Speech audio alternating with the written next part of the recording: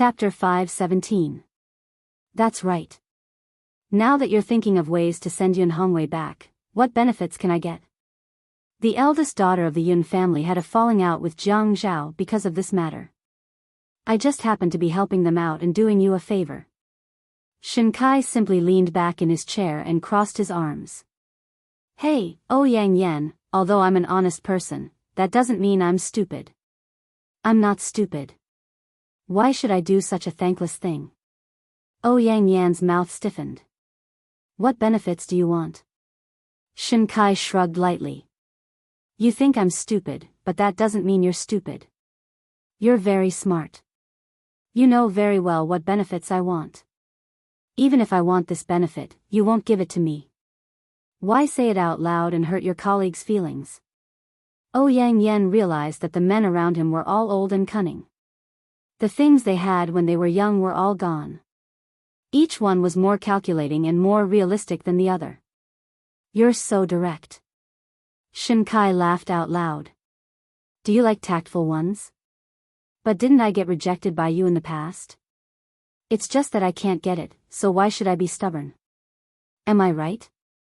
Yang Yan said, now I realize that what you said is quite right. What is it? Men hope that the woman they liked will always love them to death, even if they break up. Women are also so vain. They hope that the man who liked them will never change his mind, even if they don't love him. Shen Kai shook his head and said slowly, fairy tales are only suitable for a certain age. We remember all the fairy tales we read when we were young, but now, if we think about those stories again, we'll only smile. Those books will be treasured and placed on the bookshelves, but at our age, it's impossible for us to open them again and read them carefully and with relish like when we were young. The books we like at this age are inclined towards philosophical thoughts, social life, economic development, and self-cultivation, but they will never be inclined towards fairy tales. Yang Yan's face stiffened. She felt that Shen Kai's words were like ice being scooped up from the river in the dead of winter and smashed into the depths of her blood vessels. Her whole body was frozen stiff. What was she? The fairy tale in Jiang Zhao's heart?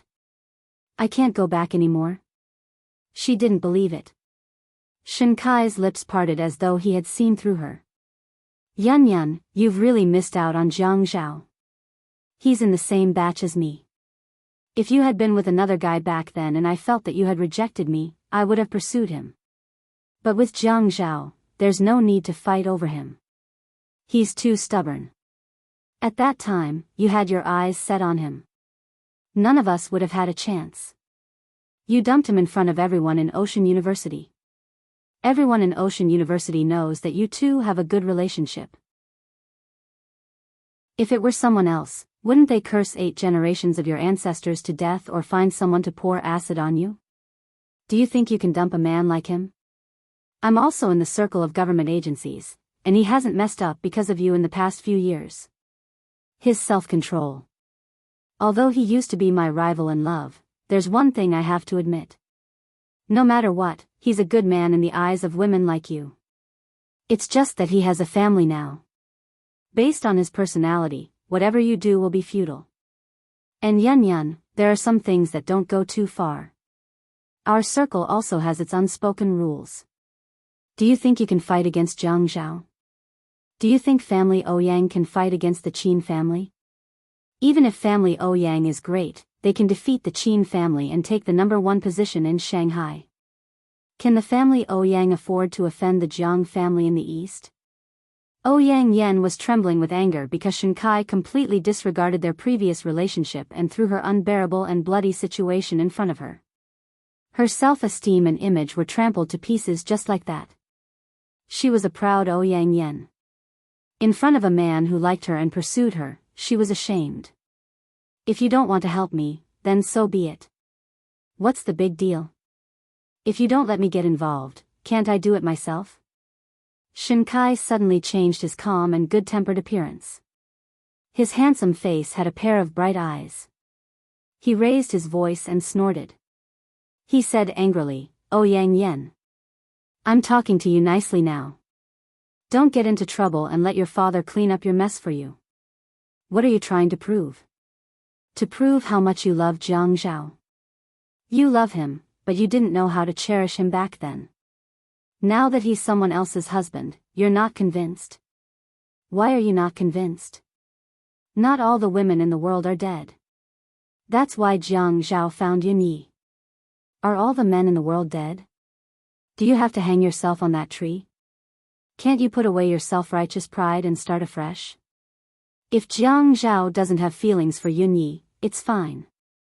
But Yang Yan, if he has feelings for Yun Yi, you're not playing with fire. You're playing with your life. You should know him well. Shen Kai. Yang Yan was trembling with anger. She slammed the table and stood up unsteadily. Don't go too far. I'm going too far? Shen Kai smiled. Yang Yan, I'm not the kind of fool who likes a woman. I know she doesn't like me, but I'm still trying to help her find true love. I'm not Jesus. So, don't think I'm going too far. Yang Yan took a deep breath. Jiang Zhao didn't care about their old relationship. Even this pursuer who had been in contact with her for the past few years didn't care about their old relationship. Men were indeed fickle. Shen Kai slowly sipped his tea. Yang Yan, if you want to talk about conditions, then act as if you want to talk about conditions. But let me tell you, to me, you are not so attractive that I would give up my career to shed my blood for you. After all, I am already past that impulsive age. Who told you not to pursue me earlier? You're so self-righteous. Yang Yan said disdainfully. Shen Kai rubbed his face impatiently. Hearing Yang Yan say that, he didn't feel comfortable. But his attitude was there. Whether he was self-righteous or thinking too much, he didn't want to suffer any losses. Xia Qian led the waiter into the private room and placed the dishes one by one on the table. She said with a smile, all the dishes have been served. Please enjoy. She thought to herself, stingy. You only ordered 2 small dishes on such a big table. You 2 stingy people will stuff themselves to death. Shen Kai took a thick Korean steel spoon and scooped up a spoonful of egg fried rice. Your service here is pretty good. I'm not dissatisfied with the egg fried rice. Xia Qian served the dishes. She crossed her hands on her stomach and stood in a standard posture. Mr. Shen, what are you saying? The customer is God. You can't measure the customer's status by the dishes they order. She thought to herself, it's bad enough that you ordered such lousy dishes, but you still said such immoral words. Do you know how hurtful your words are? Stingy. By the time Xia Qian finished speaking, Shen Kai had already swallowed a mouthful of egg fried rice. He nodded repeatedly to express his approval. That's good. In the future, I'll come here at noon to order egg fried rice, shredded kelp, or tomato and egg soup for my work meal. These dishes are very affordable here. Xia Qian still maintained her smile. Every returning customer is our Ocean Moon restaurant's honor. What's more, a regular customer like Mr. Shen even ordered a lunch here. Ocean Moon restaurant is very surprised. Shen Kai put down his spoon. He didn't look at Yang Yan, who couldn't eat a single mouthful of rice. He tilted his head and asked Xia Qian, little sister, you really know how to talk. How long have you been working here? A month. I've never seen you. I'm in the middle class because my classes are basically in the afternoon this semester. Oh, school? Yes, a part-time job. Ocean Moon Restaurant is actually recruiting temporary workers? Shen Kai frowned. Xia Qian said confidently, it's a big company that doesn't stick to one type of talent. The manager thinks that it's not easy to find a high-quality waiter like me. Even if I'm only in the middle class, she still wants me. Are you sure your surname is Xia and not Wang? Xia Qian studied media, so her brain reacted quickly. She immediately understood that Shen Kai was deliberately mocking her as Old Lady Wang. In the service industry, one had to endure all kinds of customers unless one had no backing and couldn't bear it anymore. Only then would one go to the manager. Of course, if one had a backing, one had to endure it even if one couldn't bear it anymore.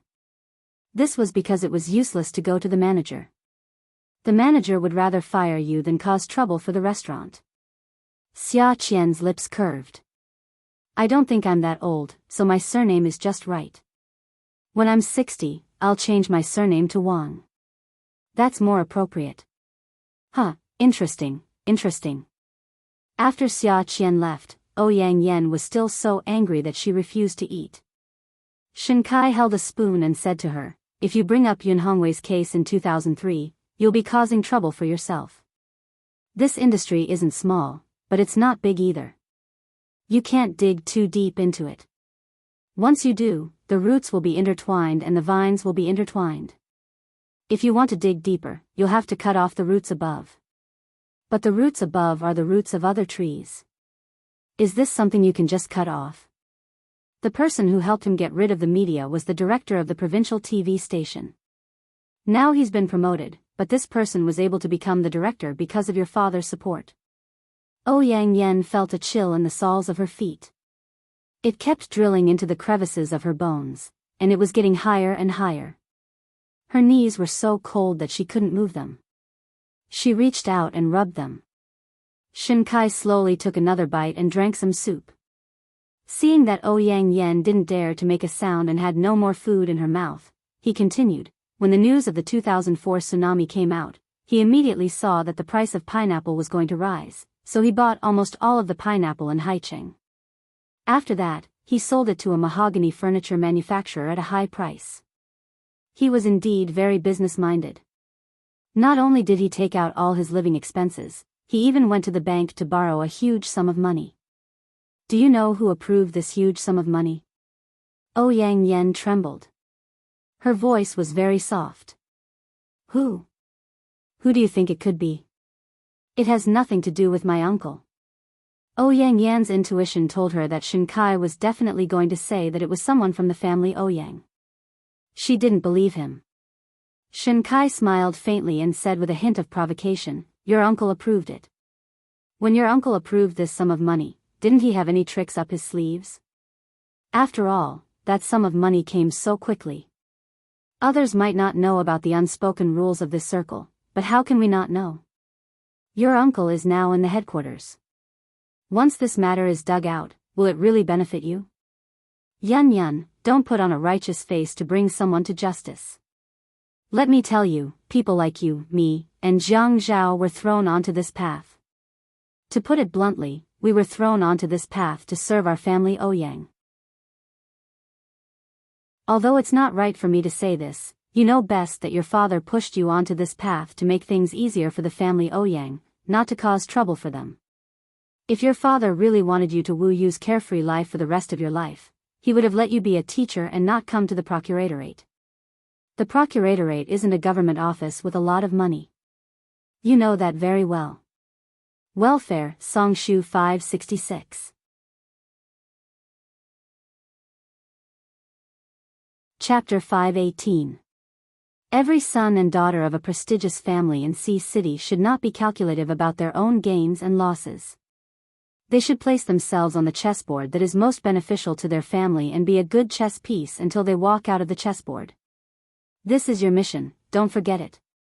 Shen Kai smiled gently. In Ouyang Yan's eyes, this man was so numb that it was scary. His words and thoughts made it impossible for anyone to have any fantasies about this man. Although he was good-looking and tall, such a realist man was too scary. Ouyang Yan was unwilling to give up.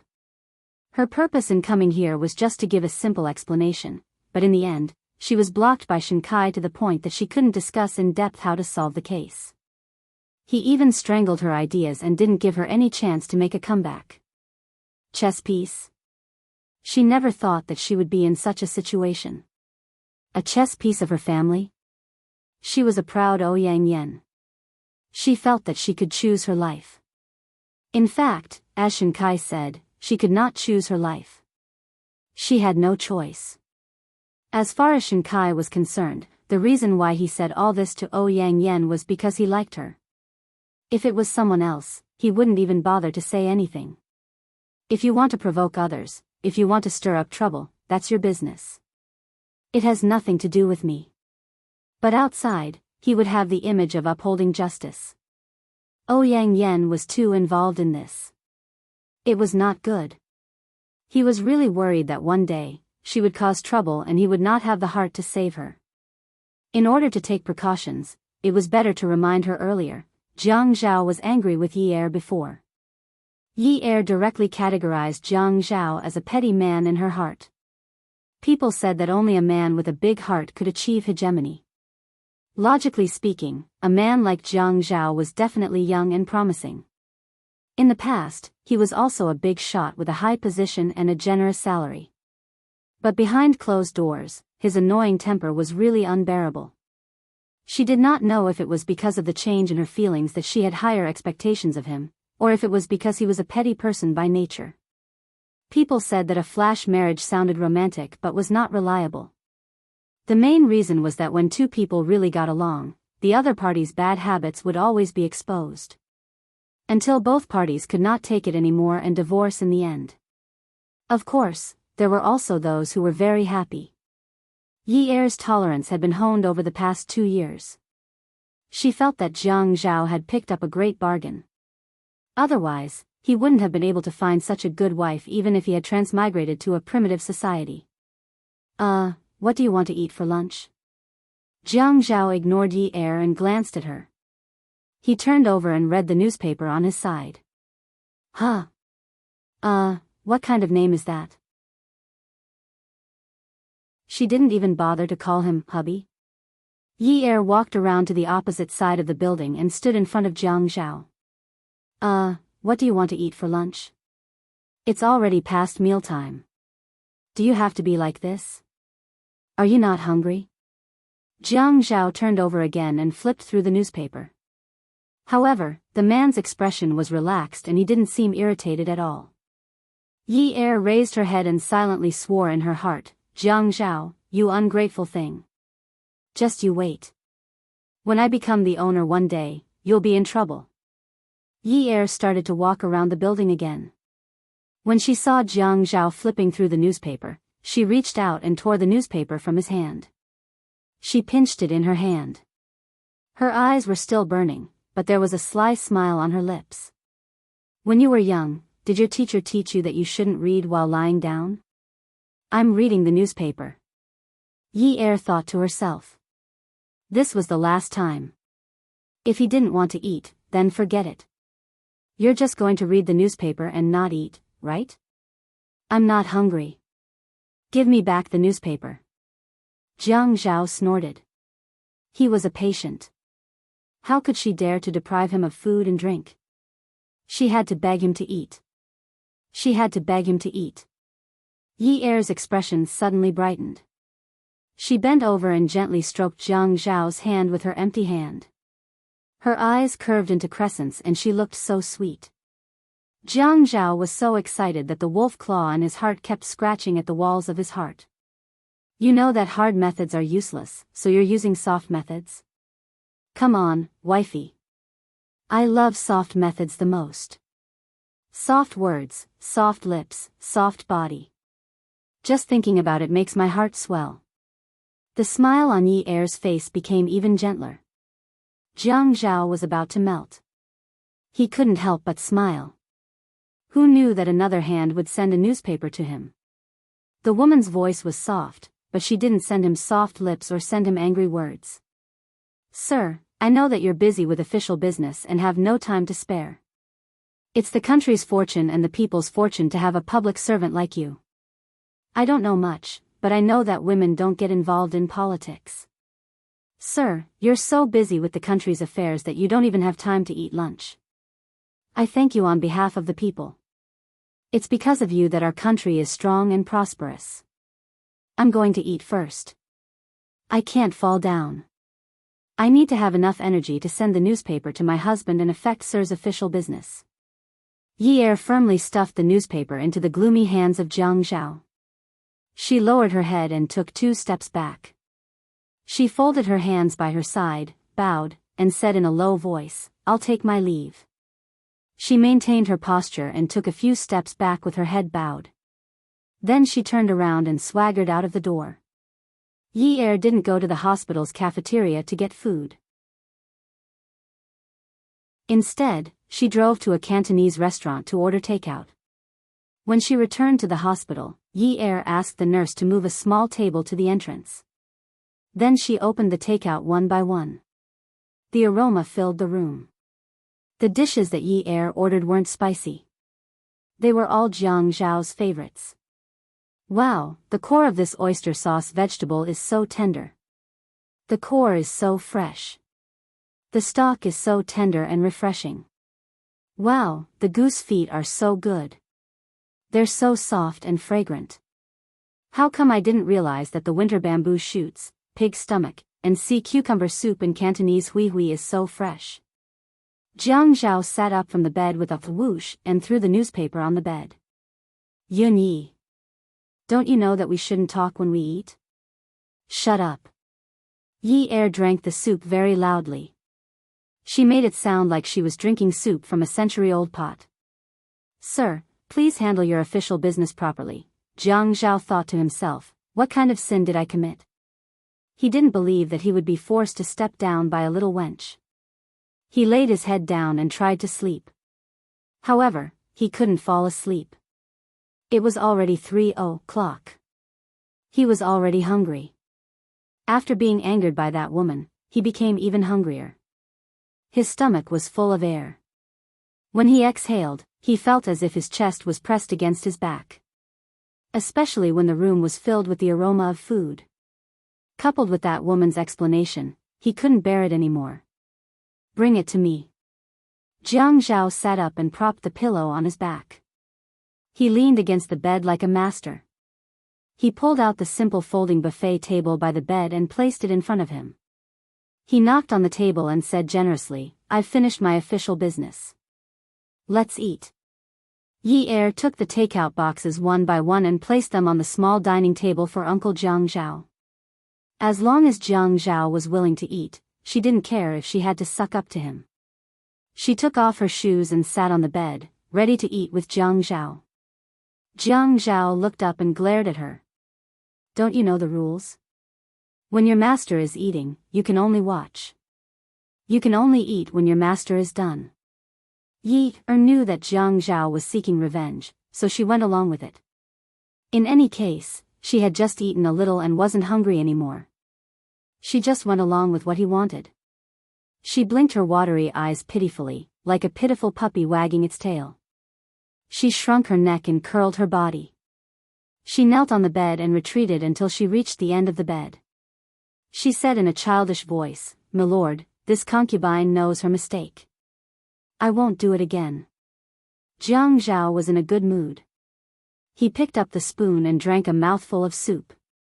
He nodded and shook his neck. It was really good. He beckoned Yi Er over. Come here. I'll give you a mouthful of soup. Otherwise, wouldn't it be a joke if people said that I, the magistrate of Haiqing Prefecture, didn't even give my wife a mouthful of soup? Haha. Yi Er knew that Jiang Zhao was like this. She just had to obey him a little. She crawled over again. Thank you, master. Open your mouth. Yi Er Gigai opened her mouth. Stretch your neck over. Yi Er Gigai stretched her neck over. Jiang Zhao scooped up a spoonful of soup and smiled at Yi Er. Little pug. If he went on a business trip in the future, he had to raise a little pug to bring along with him. No, how could that be the same? Even if he went on a business trip, he had to bring her along. Haha. Yi Er was still waiting for the master to give her a mouthful of soup.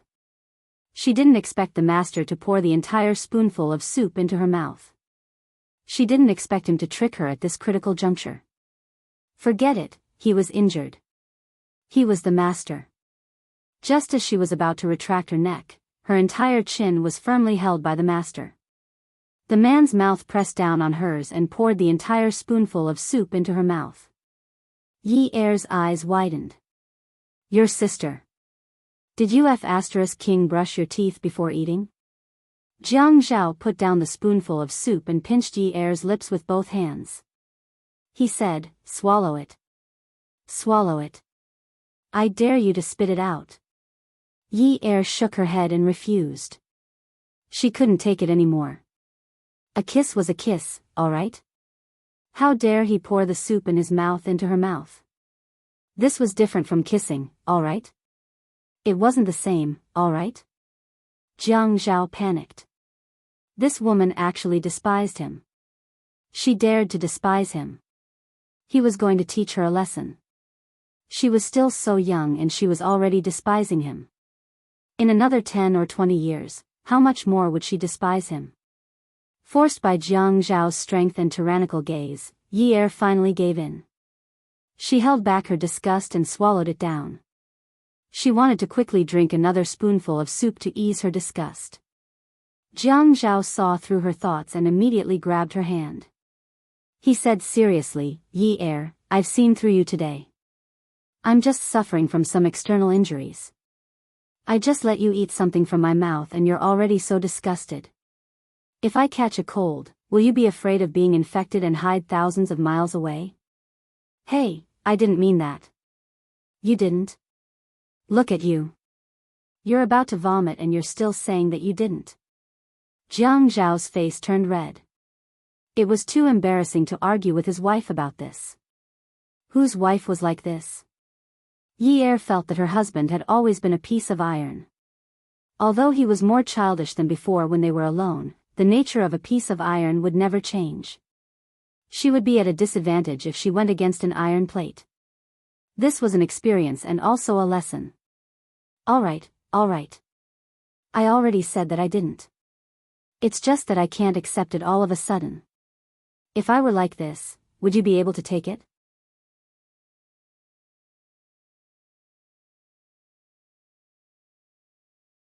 Chapter 5:19. Jiang Zhao laughed heartily. Yes, I know that. But do you know what it means? Yi Er stammered, it's okay if I don't know. I still know a little about the country's policies. What policies do you know about the country's policies? Forget it. I don't want to argue with you anymore.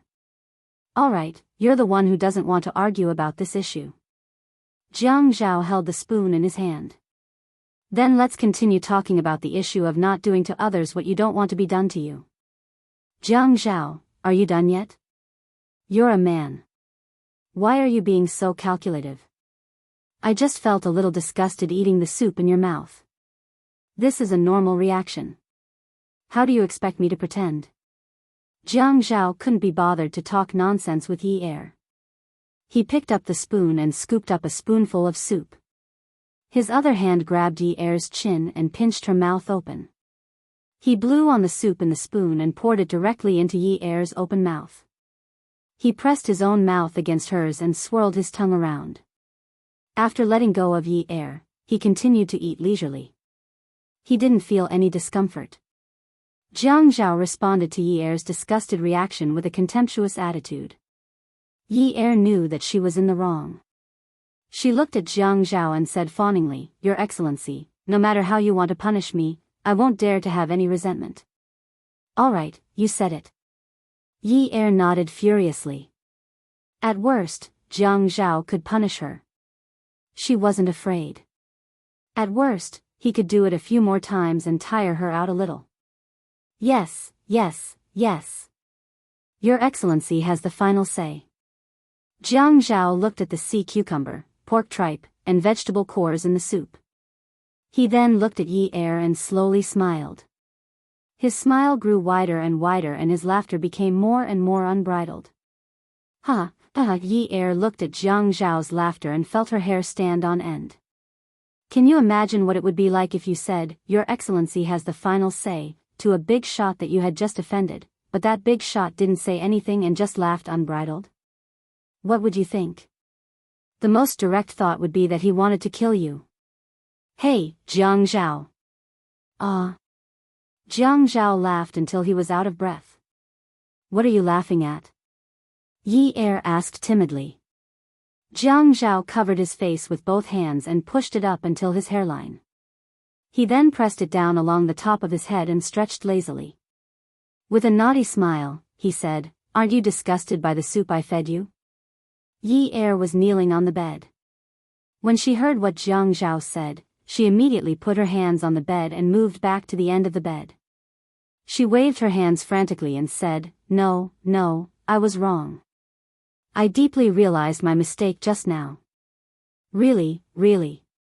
I swear." Yi Er didn't know how Jiang Zhao wanted to punish her, but she knew it wouldn't be a good thing if he told her directly. Yi Er sat up straight and said in a dignified manner, "Dear, before we got married, I told you that even if we can't help each other in need, we can still treat each other with respect. In fact, I think we can be considered as helping each other in need now. Look, we kissed. I drank the soup in your mouth and you drank the soup in my mouth. Isn't that the best way to explain how we helped each other in need?" Jiang Zhao nodded as if he understood. Yi Er suppressed her heart, which was about to jump out of her chest. She continued to persuade him, "Dear, the two of us are so happy. Look, the two of us who helped each other in need died in the end. The two of us have meat to eat and soup to drink. How happy is that, right?" "Yes, yes, yes." Jiang Zhao agreed with a smile. Yi Er panicked even more. What was he trying to do? Jiang Zhao said, "The first time we helped each other in need, we didn't do it well enough. Since you already understand the meaning of helping each other in need, then let's show you a deeper level of helping each other in need. I think after this, you won't be able to throw up even if you want to." Yi Er's brain exploded with a dull thud. She couldn't throw up even if she wanted to. What was this? Jiang Zhao picked up his chopsticks and pointed at the dishes on the table. "Let's eat a nutritious combination of meat and vegetables. I'll pick up the sea cucumber, pig stomach, and diced bamboo shoots and stuff them into my mouth. I'll chew them until they're soft and then feed them to you, okay?" As soon as Jiang Zhao finished speaking, Yi Er immediately covered her mouth. She was about to throw up. No, she couldn't stay here any longer. If she stayed any longer, she would be played to death by this asterisk. When Jiang Zhao saw that Yi Er was about to run away, he immediately jumped off the bed and caught her just as Yi Er jumped off the bed. Yi Er was pressed against the wall. She knew that even if she didn't die today, she would be crippled. She curled her lips and reached out to pinch the hem of Jiang Zhao's shirt. She shook it slightly. "Dear, dear, I was wrong. I was really wrong. Dear, I'm still young. I can be forgiven for being immature. Don't lower yourself to my level, okay? Hubby." Yi Er softly called out to her husband. Jiang Zhao pressed Yi Er against the wall. The smile on his face relaxed. He carelessly combed Yi Er's hair and said in a serious tone, "Dear, being young is not an excuse for making mistakes. It's also not a reason. A married woman follows her husband. As your guardian and husband, I have the responsibility and obligation to educate you on your mistakes. Dear, you have a lot of vague and even confusing concepts about life. But it doesn't matter. We can find the right direction through our mistakes. We can also find the right way through our mistakes. So, it's okay to be wrong once, but we can't make the same mistake again." Yi Er nodded, and nodded again. She almost kowtowed again.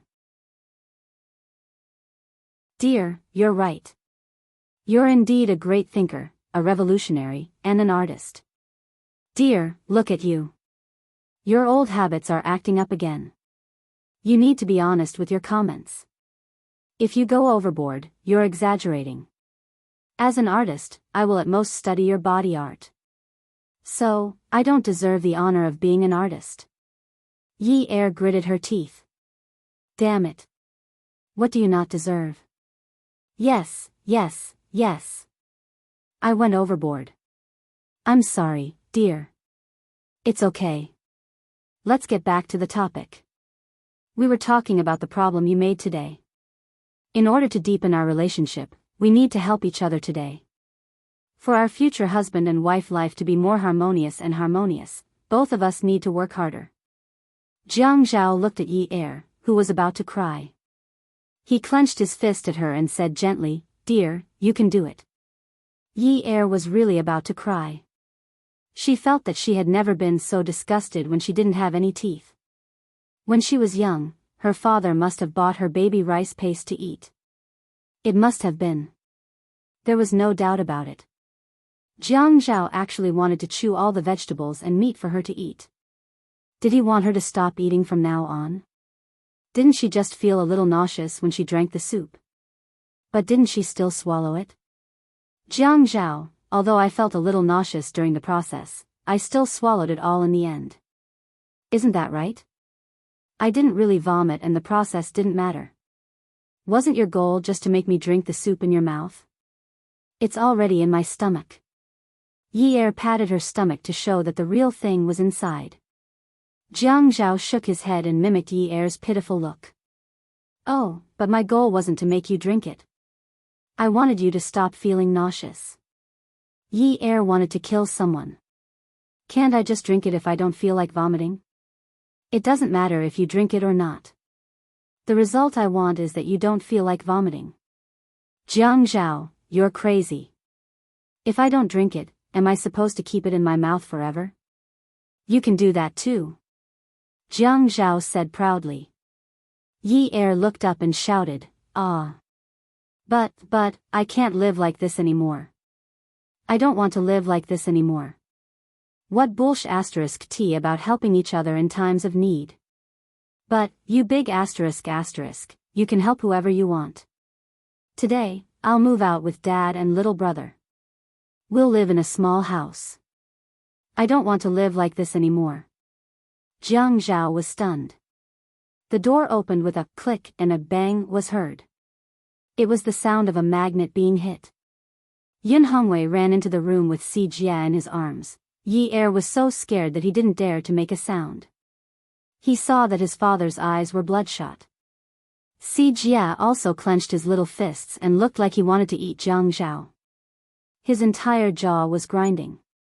It was as if a magical beast was going to burst out of his little body in the next second. Jiang Zhao didn't know that it would be so early today.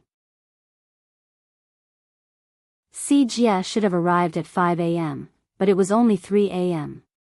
Yesterday, he had promised his father-in-law that he would treat Yi Er well.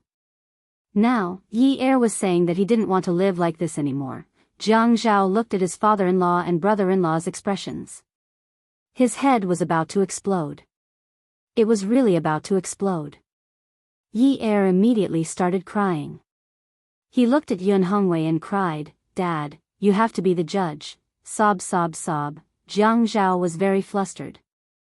He hurriedly hugged Yi Er. "Yi Er, be good. Yi Er, don't make a fuss. Let's not make a fuss, okay?" "Huh?" Yi Er pushed Jiang Zhao away and ran into Yun Hongwei's arms.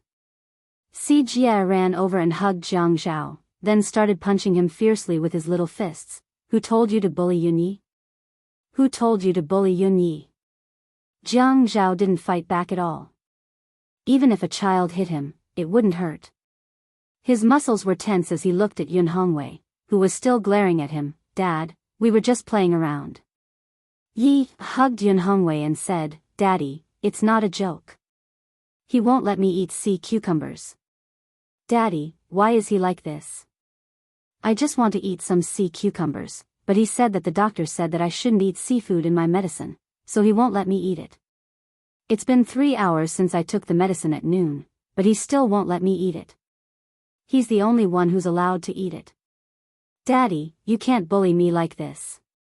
Daddy used to give me whatever I wanted to eat in the past." Yun Hongwei was stunned.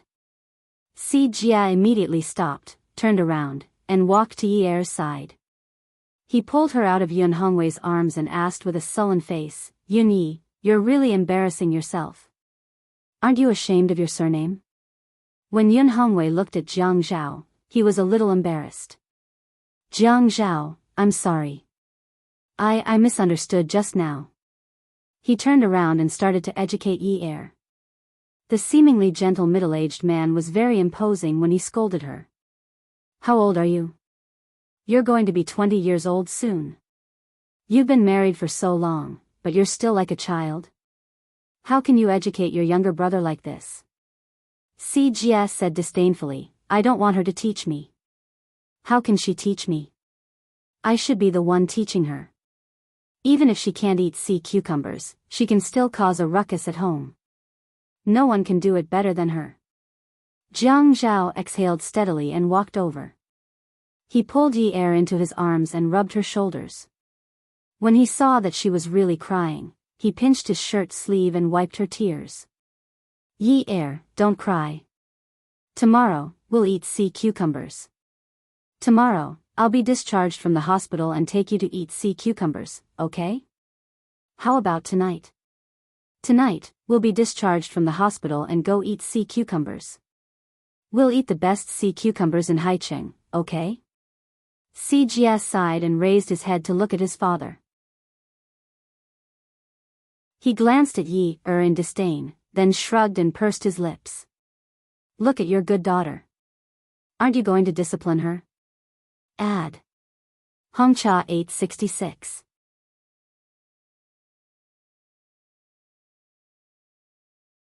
Chapter 520. Yun Hongwei didn't think it would be easy to discipline her. He couldn't possibly pull his daughter out of her husband's arms and educate her, right? He pulled Si Jia outside. Si Jia, I want to talk to you about what your form teacher said today. What did she mean by saying mean things to a female classmate? No way. She insisted that she liked me. I'm still young and can't fall in love. A man has to focus on his career. Oh, you can't say mean things to her. A man has to be manly. You are a gentleman. I'm starting to be a gentleman, but she keeps pestering me. If I don't be rude, she will think that I'm rejecting her. When he heard the sound of the door closing and the conversation between the adult and the child getting further and further away, Jiang Zhao carried Yi Er up and sat beside the bed. Hugging the woman in his arms, he said, Honey, thank you for not letting Daddy scold me.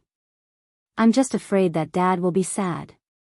Yi Er was really afraid that her father would think that she was always bullied by Jiang Zhao.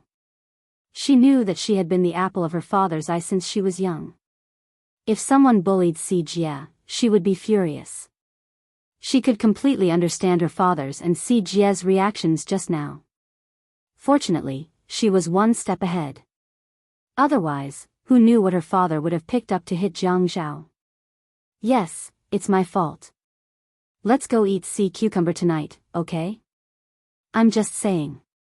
You don't like it? It's just a so-so. Then what do you want to eat? Stay in the hospital obediently. We'll take another X-ray tomorrow. When you're fully recovered, we'll go out and find a place to eat. Otherwise, if you eat fast food here every day, I won't go to Hai Yu Hui to buy takeout for you at night. Okay. I'll eat fast food. Yi Er saw that Jiang Zhao was so obedient. It was rare for her to see him like this. She quickly asked something she was very concerned about. Then do you still want to eat those chewy things of yours? I'm just joking. Honey, don't take it seriously. Jiang Zhao placed his chin on Yi Er's shoulder to please her. In the future, if you don't like to do something, I won't force you, okay? Next time, don't say that you don't want to live like this. Fortunately, Dad, Si Jia, heard it today. If others heard it, how shocked would they be? Really? Yi Er thought about it. Jiang Zhao's brain was not damaged. Really, it's definitely not cooked. At this moment, the two were indescribable. Yi was tired of being in Jiang Zhao's arms. Jiang Zhao hugged Yi was also unwilling to let go. And Yi Er glared at Jiang Zhao and said, No, we have to do the X-ray tomorrow and make sure there's no problem at all. The man pinched the woman's waistline and rubbed it up and down. Then you'll sleep with me tonight. Yi Er shook his head and looked at the man who looked like he was about to be set on fire.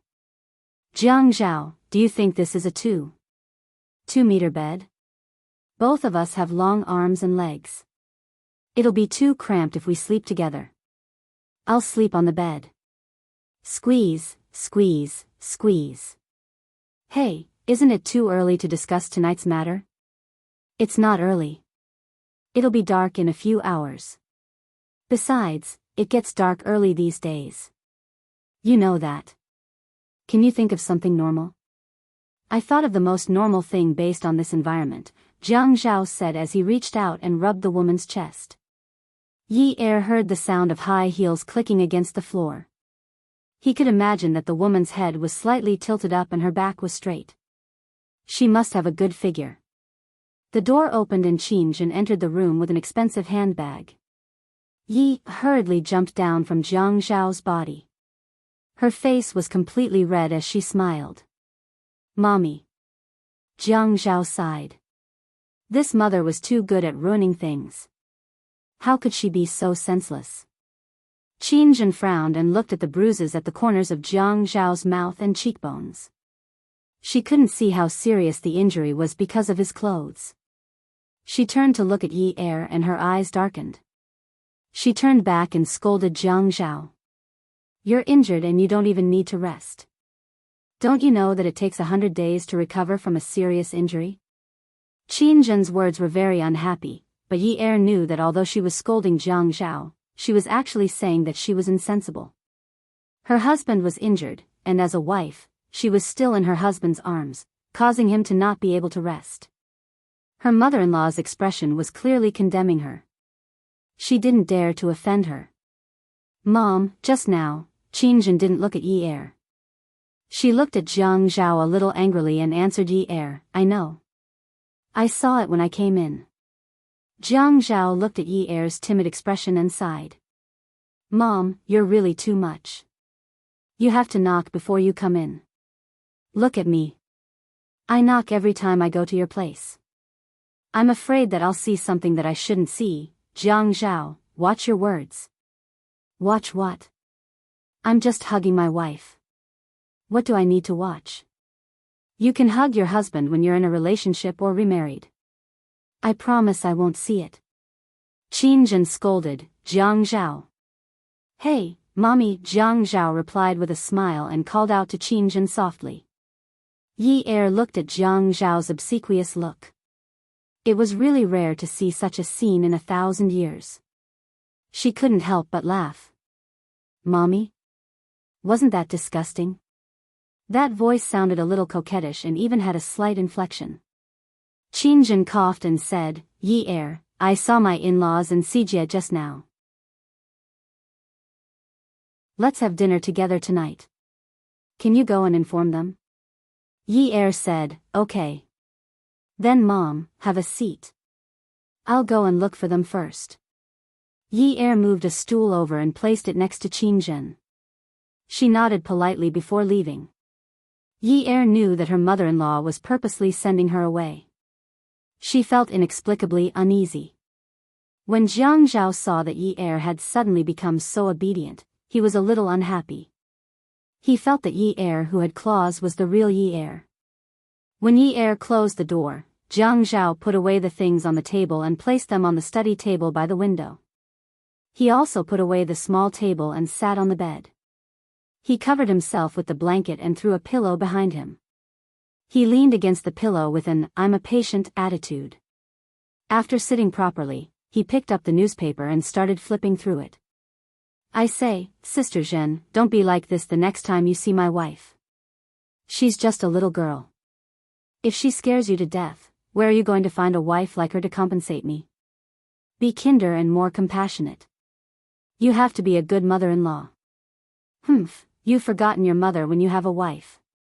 When he heard that Qin Jin was a little jealous, Jiang Zhao felt that this topic couldn't be too serious. The relationship between mother-in-law and daughter-in-law wasn't something that could be mediated by ordinary people. In the past, he had heard that mother-in-law and daughter-in-law were difficult to get along with. Only now did he know that this was really the case. There wasn't even any conflict, but the mother-in-law already disliked her daughter-in-law. But this was her own mother, so she couldn't blame her, right?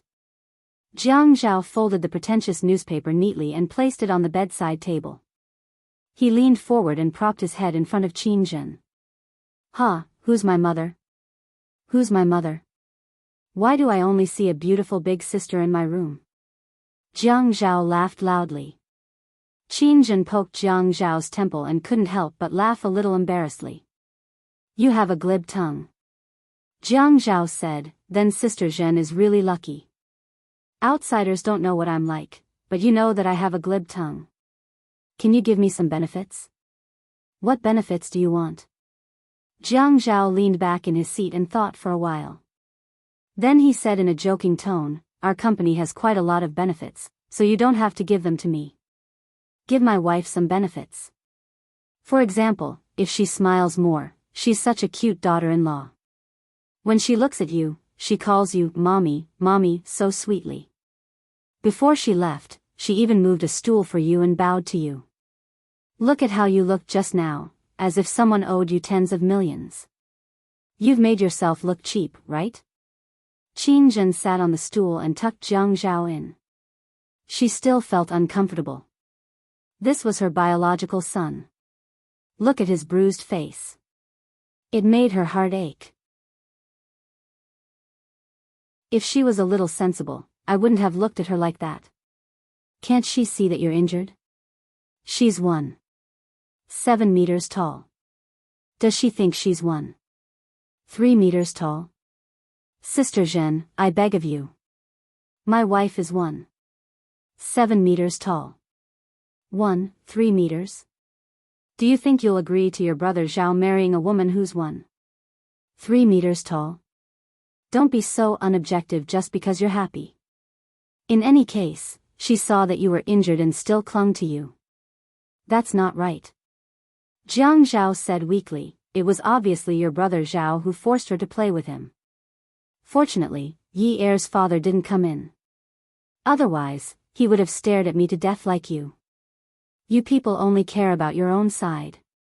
You don't even ask about the cause and process of the matter. He also had to complain about this matter. It was hard to please a mother-in-law, but it was also hard to please an old father-in-law. In short, they weren't biological children. This thing could only be a battle of wits and courage. There were no shortcuts. Yin Hongwei, if he dares to stare at you, I'll teach him a lesson. Qin Zhen was a gentle woman. When she said these words, it was as if her gentle character had spoken viciously. She seemed to be particularly disagreeable and a little naughty. Jiang Zhao always felt that his mother was like this. If she sat or stood in a dignified manner and then spoke slowly, that kind of appearance was truly domineering. Sister Zhen, I'm begging you. Don't come looking for trouble with your brother Zhao all day long just because you have too much money. If you really think you have too much money, give some to your daughter-in-law to spend. I'll introduce you to a boyfriend. What do you want? I'll find you a tall, handsome, and young one. Young one? Aren't you afraid that you'll call him brother? Jiang Zhao said indifferently, it's okay. You're my sister Zhen. I don't mind if you find me a brother-in-law. Moreover, you look like a young lady in her early 20s. It's normal for you to find a young man to date. That's called a talented and beautiful woman, right? Look at your mouth. I'm always angered half to death by you. Before you die, you must find a boyfriend. Otherwise, it'll be too much of a loss, right? Jiang Zhao. Hey, mommy. Jiang Zhao saw that Qin Zhen had raised her voice and began to act cute again. Qin Zhen looked at Jiang Zhao acting coquettishly in front of her and frowned. She reached out to touch her son's face and slowly said in a low voice, Zhao Zhao, regarding your daughter-in-law's matter, aren't you afraid that you won't be able to get back up if you act like this? Welfare, Hongcha 866.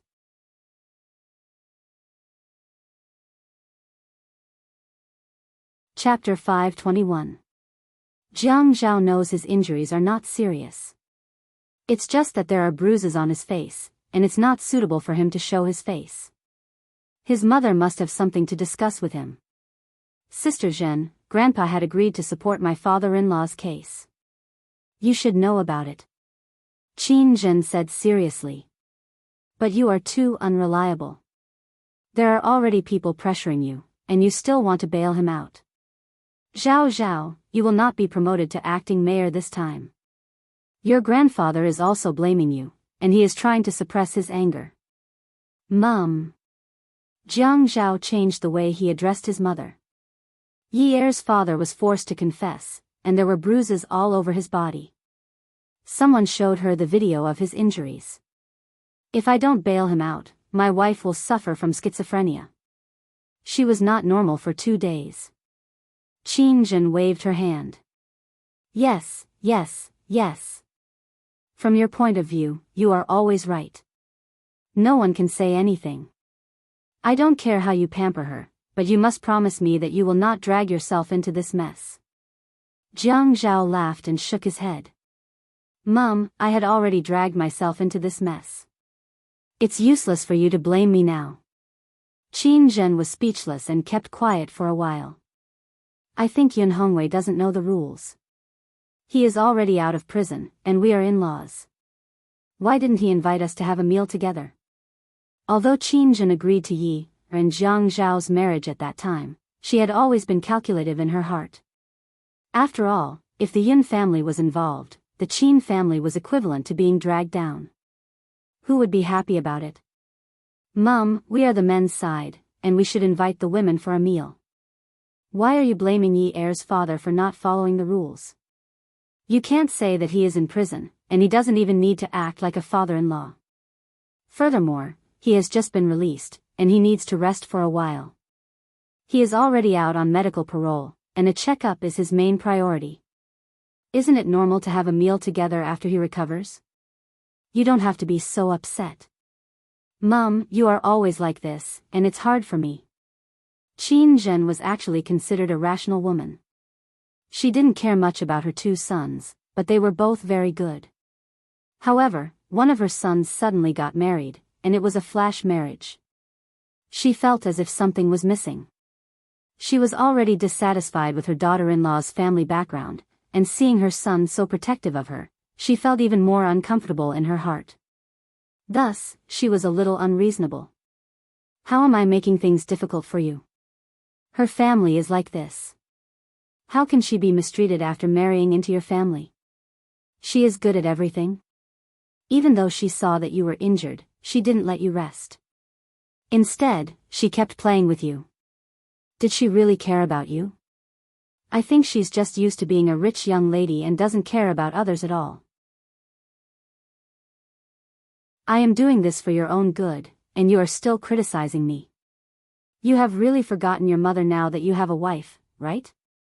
Jiang Zhao was troubled by Qin Zhen's first-time mother-in-law behavior.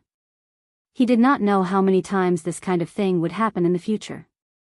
He really did not feel good being a sandwich biscuit. Mum, it's not like that. If Yi Er did something wrong, I would reprimand her. She doesn't have the bad temper of a miss from a rich family. She will listen and change. She is more sensible than many girls her age. But you're inexplicably blaming her for some normal things. I don't feel comfortable with that. Jiang Zhao looked at Qin Zhen, a trace of disappointment in his eyes. Even his voice was regretful. After all, in my heart, you are a woman who knows how to deal with people. You have a good grasp of everything and you always look at the big picture. Even Grandpa said that many of my qualities are very similar to yours. I am very outstanding. You are such an outstanding woman in my heart, but you suddenly jumped out to criticize my wife. I can't accept it. She sleeps with me every day, but I didn't find so many flaws in her. Tell me, where did you find these flaws in her? Qin Zhen looked into Jiang Zhao's eyes, and her heart skipped a beat. Okay. Mum is just complaining. She is a menopausal woman. You have to be understanding. Jiang Zhao's expression changed. He smiled and said, Yes, Sister Zhen. Your brother Zhao is still young. You have to be gentle. Don't always scare him. It will be over if he gets sick. Qin Zhen let out an almost inaudible sigh. This was her son. Ever since he was a child, even his younger brother would not ask for benefits behind her back like this. Now, he was trying his best to negotiate with her for a woman. Naturally, she was also a person who knew when to stop. Sometimes her temper was inevitable. If she really thought about it carefully, she would try her best to consider her son's feelings. Otherwise, when they got married, she would not have stood out to agree. Others might not know her son, but she knew him very well. He was a bull. Among the boys in the Jiang family, Jiang Zhao and Jiang Rui were the most powerful. They were both men with 3 circles on their heads. Since childhood, they had never been quiet. The 2 younger brothers were more tolerant than the 2 older brothers. They were not like the 2 older brothers, who fought openly and secretly. No one would give in to the other. However, when they grew up, the 2 older brothers' achievements in all aspects were much more eye-catching. Brother Zhao, your sister Zhen is old. Anyway, when you do things, you should think about your sister Zhen. I haven't been eating well and sleeping well recently. Look, my crow's feet are deep. While speaking, Qin Zhen put her face in front of Jiang Zhao like a spoiled child and pointed to the corner of her eyes. Jiang Zhao kissed her and then rubbed it. Brother Zhao, it will be gone after a kiss. Sister Zhen, you are the most beautiful. Don't worry. I will buy you a set of skincare products these days, so that you will stay young forever. Haha. Qin Zhen childishly rolled her eyes at Jiang Zhao. The best skincare products are to be in a good mood. Don't you know? Well, next time when we have a meal together, when I see Brother Lai Qin, I will satirize him for you. I will scold him until you are in a good mood. How about that? Jiang Zhao smiled and promised Qin Zhen. He couldn't help it. His mother's biggest hobby was to fight with her ex-husband who had been divorced for more than 10 years. Regardless of the occasion, whenever they met, she would teach his father a lesson. Every time his mother looked weak and wronged, he would stand up and intervene. He couldn't help it. As a man, he always had to give in to his mother. Otherwise, it would be difficult to deal with it. Afterwards, he would persuade his father not to be angry. As long as his mother won, she would be in a good mood for many days. He would often say to his father, Brother Lai Qin, Sister Zhen is in a good mood recently. Thank you for your help. Impudent brat, be careful that I don't whip you to death. Haha. It's better if you use this method on Jiang Feng. You know that I will run away. Haha. In the hospital's parking lot, a black Audi drove into Jiang Zhao's car. The driver was Lu Cheng, who was talking on the phone with a Bluetooth headset. After hanging up the phone, the car had just stopped. He reached out and took a craft paper folder from the passenger seat. He gritted his teeth, gathered his breath, opened the door, and walked towards the inpatient department.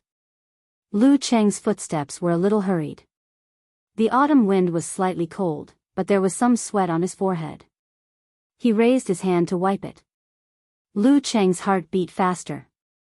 When he came out of the elevator and walked to the corridor, he saw a family of 3 playing in the smoking area. Yi Er, Yun Hongwei, and Si Jia. Yi Er frowned and was about to turn his head away when he saw Lu Cheng. Lu Cheng. Yi Er walked over and looked at the folder in Lu Cheng's hand. You're looking for Jiang Zhao to send some documents. Lu Cheng tightened his grip on the folder. Yes. Yi Er saw that Lu Cheng's expression was not right and asked, is it something important? It's not really important. It's just that I'm used to looking for him if I have any problems. I am not a competent secretary. Some of the problems are just trivial. That's why it's too difficult for me to be promoted. Lu Cheng teased himself to distract Yi Er. Since he had seen him, he should greet him. He walked over and saw Yun Hongwei. Uncle Yun, how are you? Little Si Jia, you have grown taller. Uncle Lu, can you please remove the word Shao from my name in the future? Huh, you're so naughty. After Lu Cheng was done with the pleasantries, he told Yi Er that he would leave after signing some documents for Jiang Zhao. Yi Er hurriedly urged him, hurry up, hurry up. I've delayed you. Lu Cheng knocked on the door. Qin Zhen heard the sound and went to open the door. She saw Lu Cheng. Lu Cheng, are you here to look for Jiang Zhao?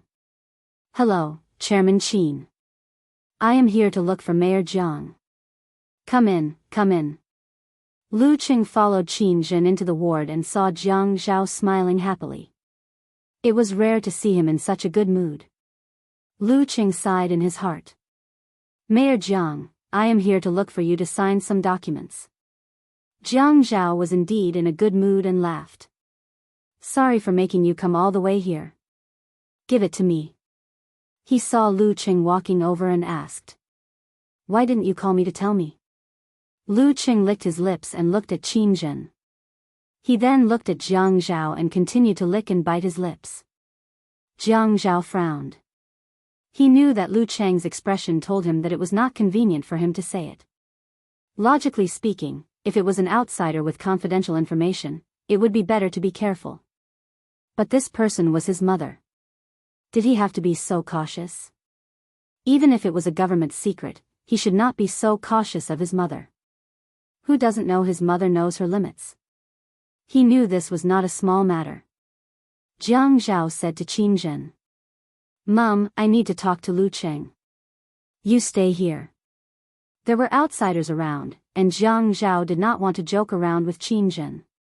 Qin Zhen quickly understood. She didn't want to get to the bottom of everything. Her son would tell her what she needed to know about the government building. If it was something important, he would tell her what she needed to know in the future. After all, there were outsiders around.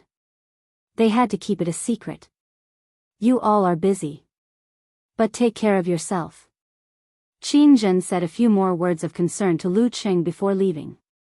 Lu Qing made sure Qin Zhen's footsteps had disappeared from the corridor, and he could hear the faint ding of the elevator. He then walked to the door and locked it. Jiang Zhao felt something was wrong. Lu Qing was indeed a careful person. But this was a private hospital, and the doctors and nurses would never enter the ward directly. Lu Qing was being too careful. Jiang Zhao thought about it and felt the situation was serious. What's going on? Seeing Lu Qing walk over with a serious expression, he could not help but look serious and ask in a low voice. Lu Qing unwrapped the craft paper bag and handed it to Jiang Zhao without taking out the things inside. Jiang Zhao looked at Lu Qing's actions and frowned. He opened the bag to see what was inside. There were a bunch of photos in the bag. He poured them out and looked at them one by one. Slowly, the roots of Jiang Zhao's teeth left a mark on his face. His thin lips condensed into a harder and thinner line. Who gave it to you? Lu Qing said, Chen Tong gave them to me this afternoon. Chen Tong? What does he want now? Jiang Zhao's voice was a little angry. Add Songshu 566.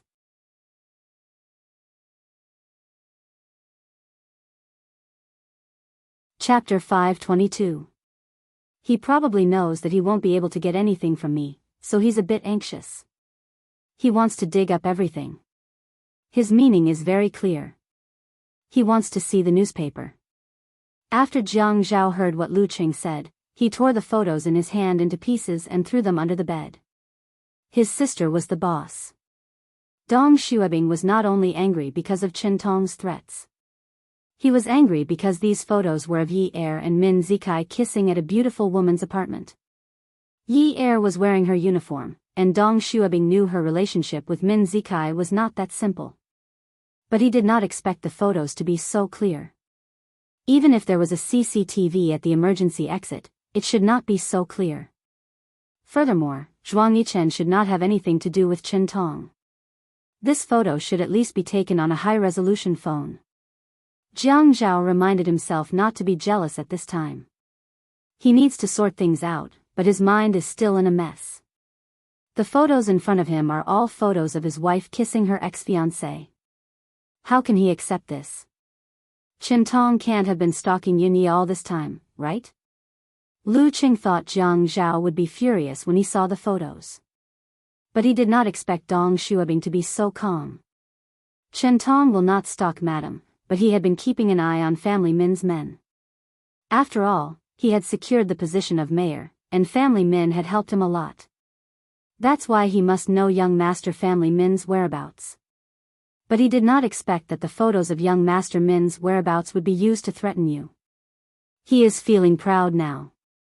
Jiang Zhao's rationality and emotions were struggling. The dates on these photos were 2 separate times. The first time was before Yi took the initiative to ask him to help her brother, and the second time was after they were already together. It should be the time when he caught her at the emergency exit. Dong Xuebing looked at the photos and kissed her passionately. Dong Xuebing clenched his fist to suppress his anger. Chen Tong wants to ruin my reputation this time. Are all the people at the news agency related to him? Did he inform you of his main objective?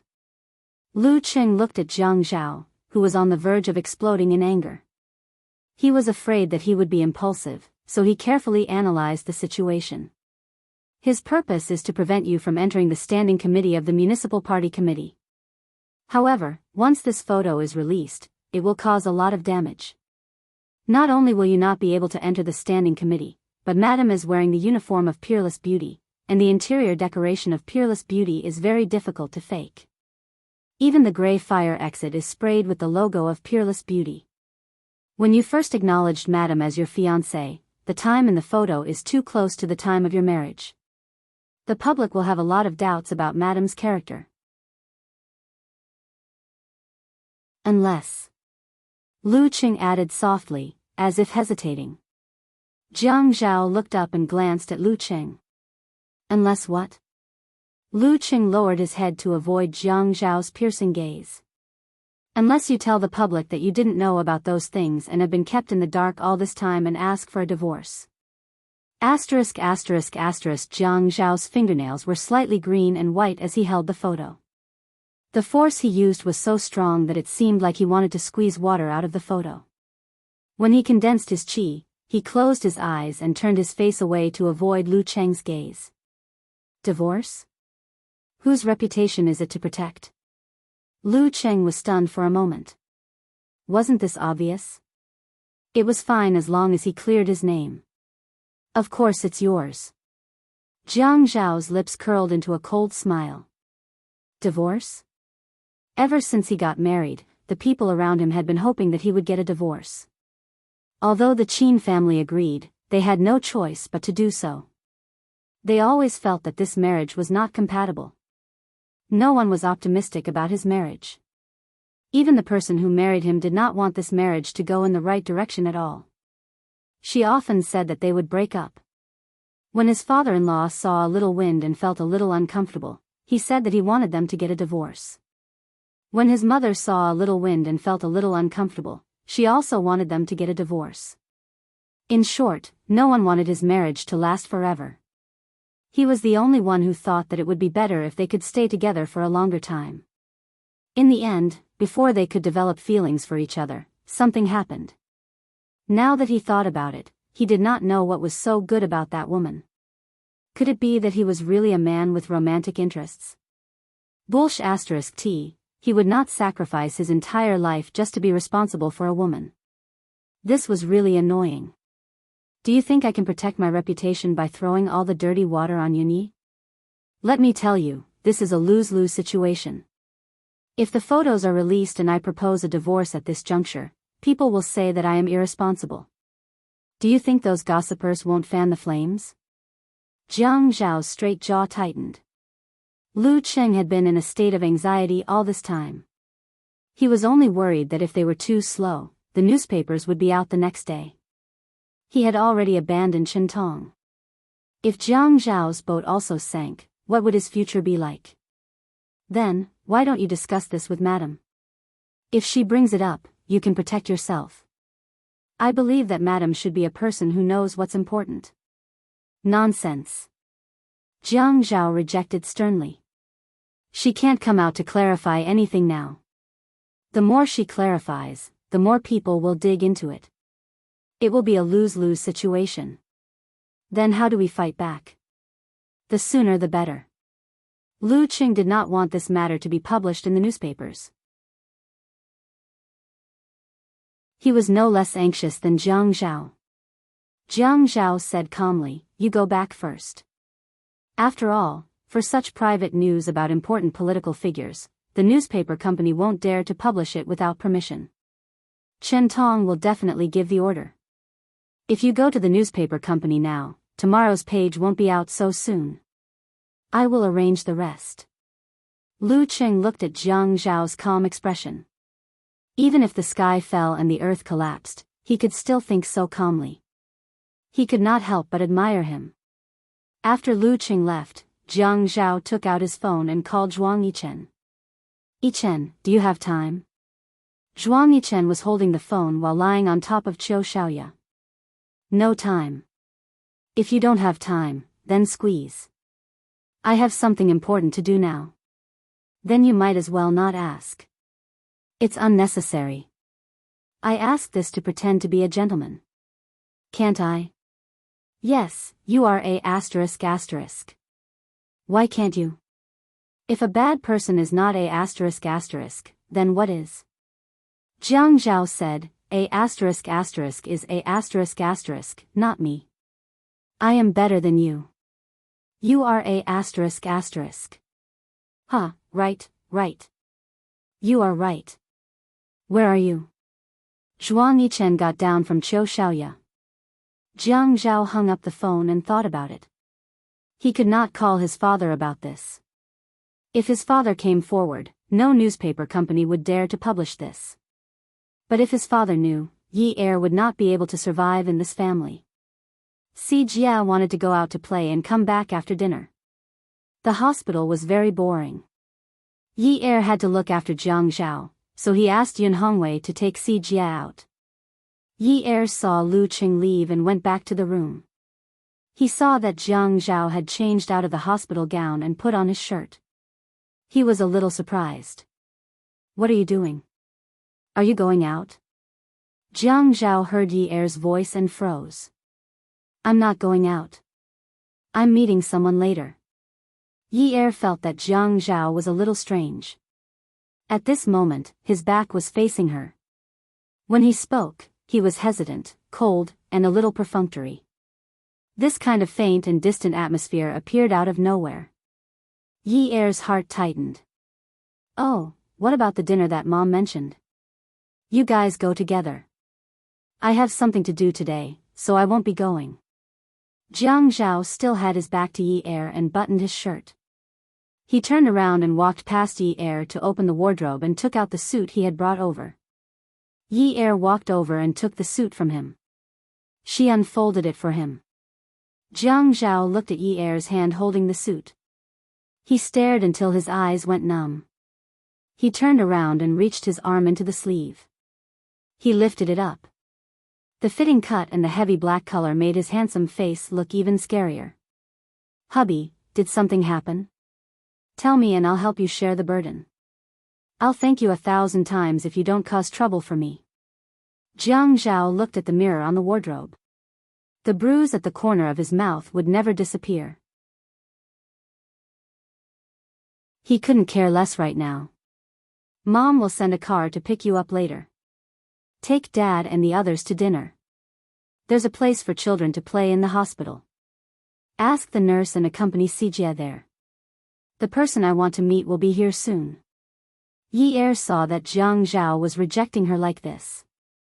It was completely different from his attitude before her mother-in-law came. The blood vessels in her heart twisted and it was very painful. Oh, then I'll go out first. Yi Er's voice was weak. She couldn't stand this man's attitude towards her. One moment, he was as hot as an erupting volcano. The next moment, he was as cold as 3 feet of ice. There was no reason for him to be good and no reason for him to be bad. He was so annoying. Jiang Zhao watched as Yi Er walked out and closed the door. He took a deep breath and kicked over the trash can in the room. She didn't let him have a break. Zhuang Yichen turned the door lock. As soon as he entered the room, he saw the overturned trash can at the door and then looked at Jiang Zhao's face standing in front of the desk. He sneered loudly. Yo, brother Zhao, you're young and aggressive? Jiang Zhao already knew that he would be like this. If this group of people saw him, they would all laugh at him. The group of people around him were either jackals, wolves, tigers, leopards, or poisonous snakes. None of them were easy to deal with. Isn't it normal to be young and aggressive?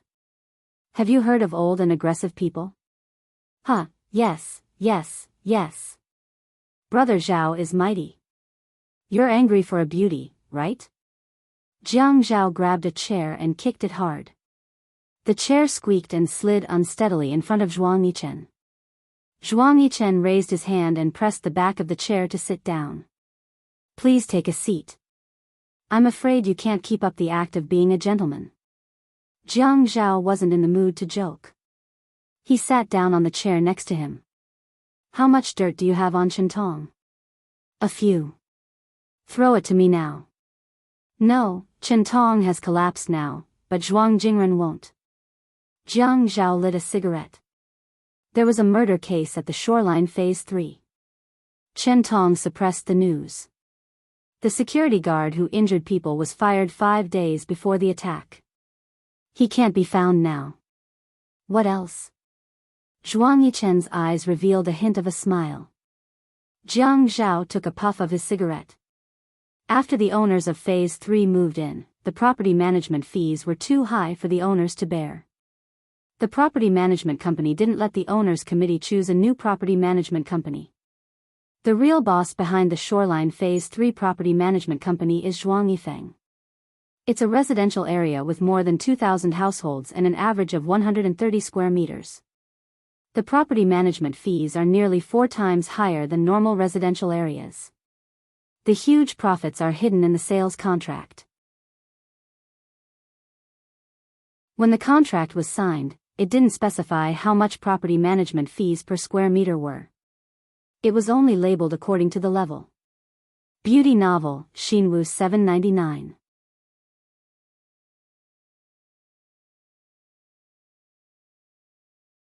Chapter 523.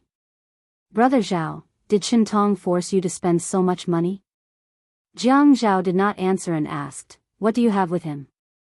I do have evidence of him playing with women, but it's really hard to get evidence of corruption and bribery. Someone like Shentong is not someone who hasn't seen the world. If he wants to collect money, he won't do it openly. There are many pawns, so there's no hurry. Give me the evidence of him playing with women first. Zhuang Yichen took out his phone, opened his private email, and sent a compressed file to Jiang Zhao. It's quite exciting. The female leads are all top beauties groomed by peerless beauties. It's just that the male lead's looks and figure are too lousy. Haha. After uncompressing the photo, Jiang Zhao said to Zhuang Yichen, tell Qiu Xiaoya not to always mislead Yunyi. She only recognizes money and not people. Does she have to teach Yunyi to be like that?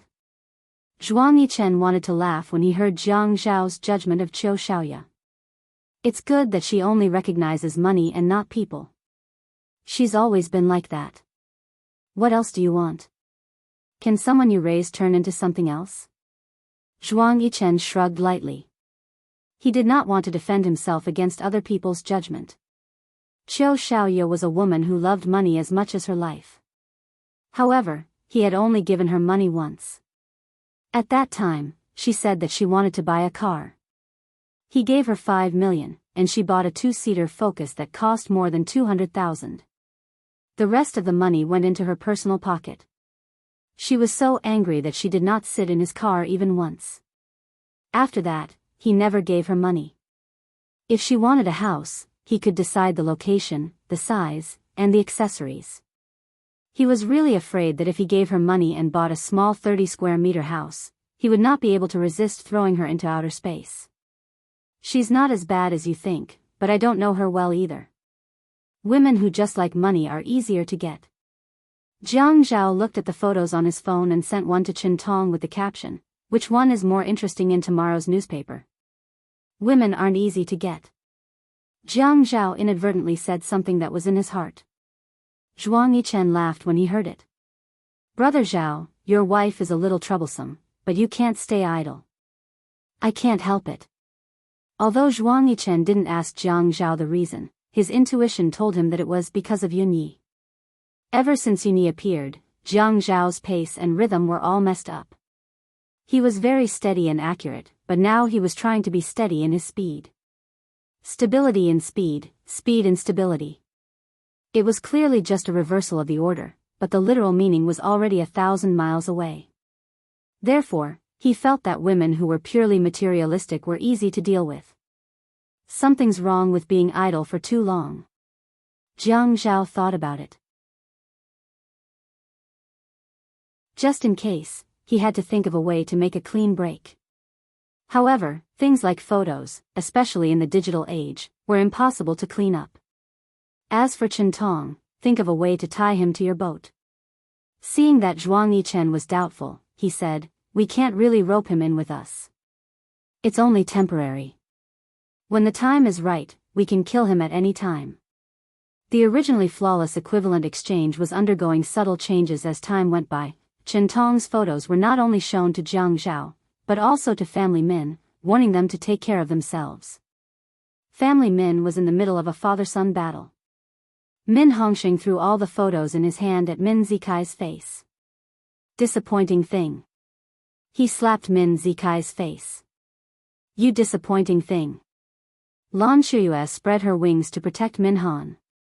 She hugged him tightly and shouted, "Old Min, calm down, calm down. If you want to blame someone, you can't blame Zikai. It must be that vixen from the Yun family who raped our son. Zikai stopped contacting her a long time ago. You still dare to speak up for him." Min Hongxing raised his hand to slap him, but he couldn't find an opening. This bastard will kill our family sooner or later. Min Zikai would have been fine if he didn't see these photos. Once he saw them, he felt as if his heart was being bitten by insects. If it weren't for his family deliberately sending him back and forth, Yi Er wouldn't have been unable to find someone to help him. He also wouldn't have gone to Jiang Zhao and wouldn't have been together with Jiang Zhao. Thinking of this, he felt incomparably resentful. There was nothing worse than this. Did I kill him? When the Yun family fell, you didn't think that the Yun family would end up like this, right? The Yun family will rise again. If you don't believe me, just watch. You caused my fiancée to become someone else's wife, and you still dare to hit me. If you have the ability, just take out a big stick and break all ties with me. At this time, Min Hongxing was so agitated that his blood rushed to his head. His hands trembled as he walked around the first floor of the villa, looking for something. As he searched, he said, "I'll find a big stick. I'll find a big stick to beat you to death, you unfilial son. I'll beat you to death, you unfilial son."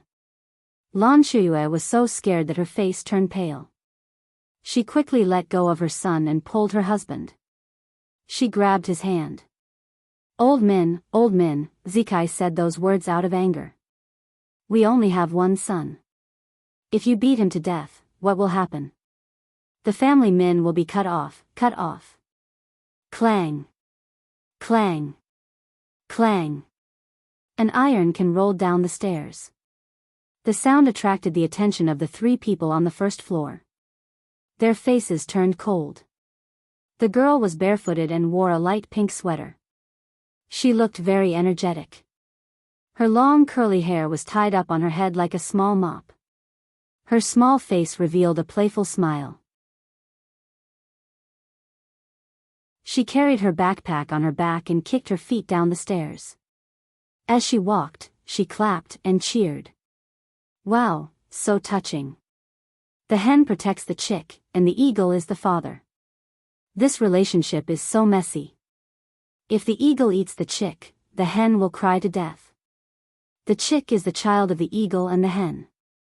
The eagle is so cruel, even eating his own flesh and blood. How can the eagle be so cruel? Lan Shuyue looked at the girl and trembled with anger. You shameless little bastard, who told you to come out? It's none of your business. Go back to your room. Why should I go back to my room? I want to come out and watch a good show. The family Min is cut off. Does the family property belong to me? The girl laughed louder and louder. When she turned to look at Min Hongxing, her eyes were like knives. Min Hongxing looked at the girl's eyes and asked softly, Qing Su, do you want to go out and play? Qing Su raised her head in an unfriendly manner and said, I want to go out and play.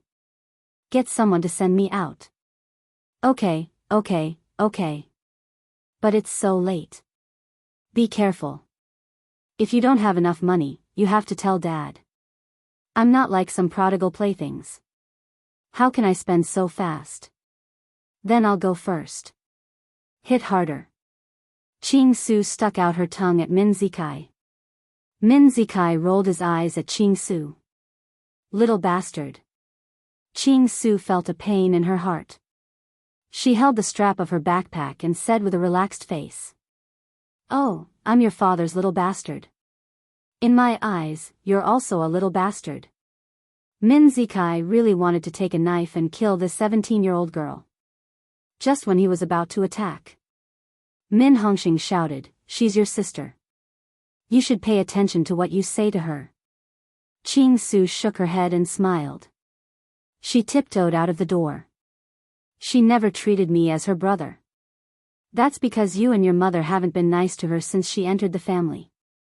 Ching Su is a good child. Lan Shuyue was angry. Until now, she still doesn't want to take your surname. She's still surnamed Lu. You treat her as your child. She's just a white-eyed wolf. You're really happy to raise her. Shut up. Min Zikai didn't want to pay attention to this war. He felt that he was forced to get involved in the grievances of the previous generation. He picked up the photo on the floor and went upstairs. The man and woman in the photo were so compatible in his eyes. When he called Jiang Zhao had just sent Zhuang Yichen off. Min Zikai's finger gently stroked the photo. The two people's lips were tightly pressed together. That kind of taste, he couldn't forget. If it wasn't for Jiang Zhao. Hearing the other side answer, Jiang Zhao, I have something in my hands that you'll be very interested in. Jiang Zhao scornfully said, I've never been interested in the things in your hands. Min Zikai sneered, is that so? Aren't you interested in my Yi heir? Since you're not interested, then give it back to me. Jiang Zhao was angry when he thought about what had happened today, but he didn't want anyone to feel his anger. However, he couldn't help but speak in a sarcastic manner. Yi heir? Is she yours? Don't you have any shame when you say this? Is there any meaning in your kind of playful engagement? Is it fun to order and cancel at the same time? The game is already over, and you're still playing it alone? Jiang Zhao, I have a photo of Yi heir and me being intimate. I think if I release it, you'll definitely get a divorce. If you don't believe me, we'll see. What photo? Jiang Zhao's hand that was holding the phone was trembling. Oh, when she was working at Peerless Beauty. This photo was taken quite well. We were both very moved. Tomorrow, everyone in Haicheng will see how compatible Yi heir and I are. We're a match made in heaven. Jiang Zhao hadn't expected that after eating a cicada, another oriole would appear behind him. He had been too depressed about what had happened today. Until now, he finally couldn't take it anymore. He kicked the chair in front of him away. The veins on his hands were bulging and throbbing. Even his voice was trembling as he shouted, Min Zikai, if you dare to provoke me, I'll let you know that your family Min is nothing. **Ker, get out of here. As Min Zikai listened to Jiang Zhao's roar, a sense of vengeance welled up in his heart. It was as if he had finally won a battle after losing for a long time. Jiang Zhao, you and Yi heir are not compatible at all. Min Zikai, you'll regret calling me today. After Jiang Zhao finished speaking calmly, he hung up the phone and slammed it on the table. Ever since he met this woman, he had frequently thrown his phone and smashed things. He couldn't control his emotions. He couldn't control his emotions. Time and time again, she embarrassed him. But even so, he still wanted to hold on to her. Yi heir kept pacing back and forth in the corridor. The soundproofing of the private hospital's rooms was quite good. Even though the environment was quiet, she still couldn't hear what was happening in the room. She only knew that there was a lion in the room, roaring from time to time and scolding people from time to time. At this moment, she heard him smashing things. When she ran over, her strides were very big. She was very tall, so it didn't take her long to reach her destination. But when she held the doorknob, she was clearly inside, but she felt that the distance had increased. She twisted the doorknob open and saw that the man had kicked the chairs and trash can all over the floor. The buttons on his suit were already unbuttoned. When his eyes turned around, they were glaring at her. She stood at the door, panting. She didn't dare to breathe too loudly. Ad Shinwoo 799.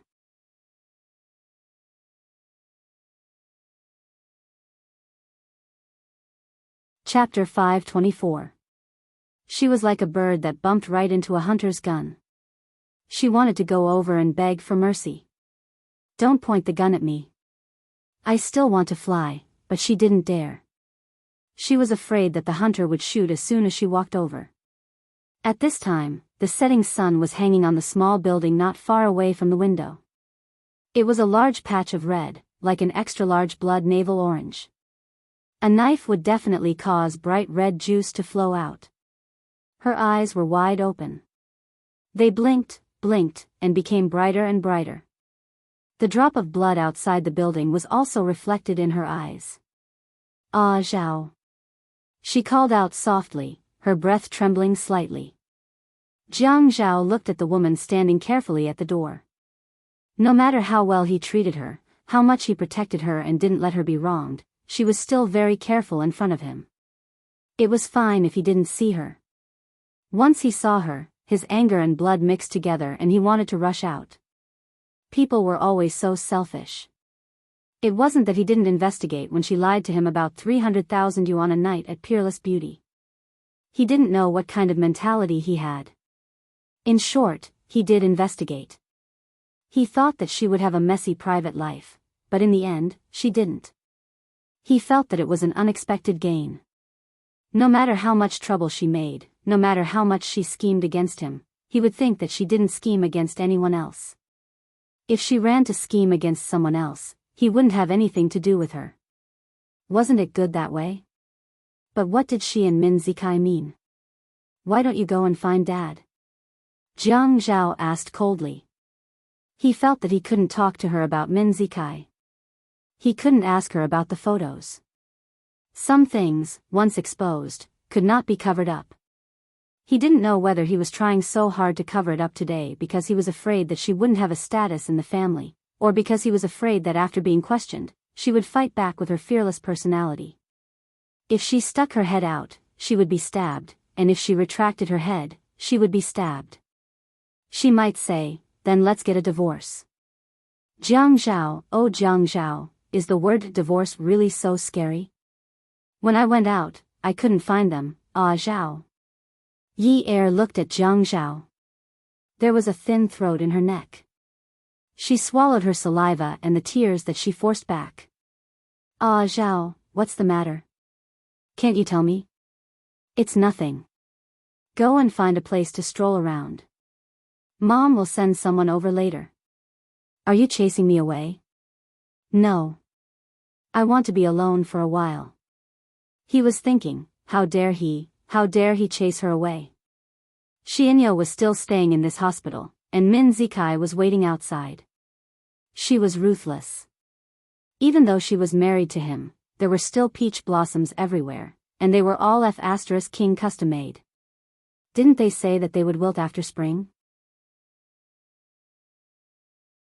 She even had to raise a high-temperature furnace to get rid of them. He had never known that peach blossoms were divided into different levels, and the energy to get rid of them was actually so exhausting. Yi Er stood at the door and paused for a long time. She really didn't know what this man wanted to do. He was so good one moment, and so bad the next. She didn't know what she did wrong again, or what her mother-in-law said. You have something against me, don't you? No. If you don't, then why are you giving me that look? When Yi Er shouted, she finally vented the pent-up anger in her heart. She felt sullen. No matter how much she wanted to be with him, he was always so unpredictable. He could control her mood however he wanted. She walked in and slammed the door with a bang. This kind of action was not allowed in the hospital. Firstly, it would affect the rest of the patients. Secondly, it would make one's character seem too low. Yi Er couldn't care less about those things. She just wanted an explanation. She just wanted to figure out what Jiang Zhao was trying to do. Did he feel so good when he was torturing her? Yin Yi, I advise you to leave this room immediately. Jiang Zhao rubbed his temples and turned around. He restrained himself and persuaded himself not to quarrel. Quarreling wouldn't solve anything. He still had a lot of things to do. Jiang Zhao, you want me to get out of your sight forever, don't you? You want me to never appear in front of you again, don't you? Yi Er felt that she actually had self-esteem. It was just that she had been stepping on her self-esteem to please him. In the past, when she didn't have feelings for him, it didn't matter. She treated herself as an object, a pet. It was only right for her to please her master. But when she gave her feelings and longed for something in return, every time she stepped on her self-esteem to please him, she felt that her self-esteem was like her heart. It hurt every time she stepped on it. She actually hated the feeling of her heart being stepped on until it hurt. Now, she couldn't tell whether she was persevering for her father's sake or because she couldn't bear to. When she saw the man she liked disdaining her from time to time, she never knew that the word cheap could be so sharp and painful. In the past, when she said it, so what if she was cheap? Cheap women didn't want to live? Cheap men could be found everywhere. Cheap people were also human. They could still be promoted. She didn't think that it was a big deal for rich girls to use hallucinogens and take erotic photos to threaten people. Wasn't it just cheap? It was fine as long as she achieved her goal. The process didn't matter. The result was the most important. She didn't think it was a big deal for her to climb into his bed for her brother. It was just cheap. The discomfort in her heart would pass quickly. It wasn't a big deal. But God was always fair. Humans always had to have the right values.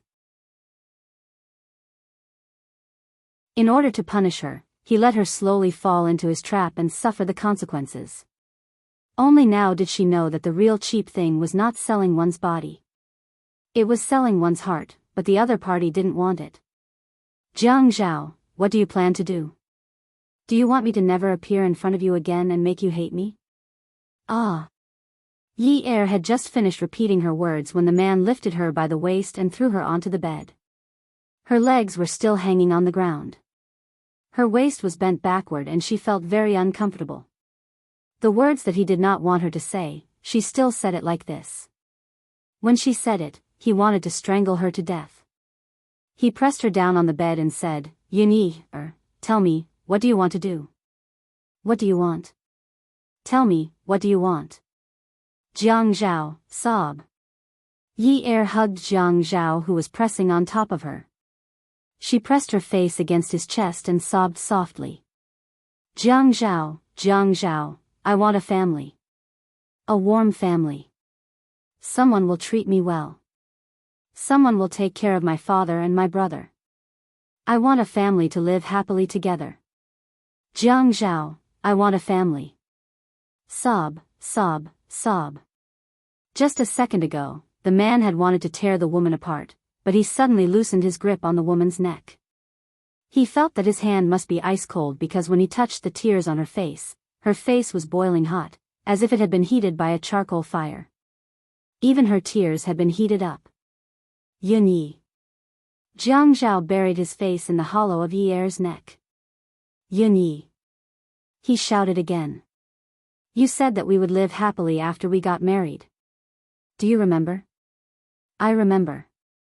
I said that we would live happily together. Yi Er hurriedly nodded. It was as if she wanted to grab the man and make him promise her. Jiang Zhao's face was still buried in the hollow of Yi Er's neck. He didn't move, but his hand rubbed Yi Er's face hard.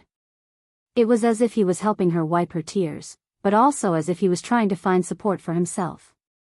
He was seeking some kind of comfort. His voice was a little erratic. That erratic voice had an indescribable lack of confidence. Yin Yi, behave yourself. I know you're still young and curious about everything. You feel that you haven't experienced this before, and you haven't experienced that before. But if you want to live happily with me, you have to behave yourself. Behave yourself. Do you understand? I know. I'll definitely listen to you. Hubby, I'll listen to you. I definitely won't do anything that you don't want me to do. I definitely won't. The man lay on the woman's body. He suddenly felt that he had no energy at all. It was as if he had been drained. He was very tired. It had only been a few months. These few months were the most torturous months for him. No matter what he did, he had to consider this woman's feelings. Would she be sad? Would she be unhappy? Would she feel depressed because of certain things? He had never felt that he had done anything wrong.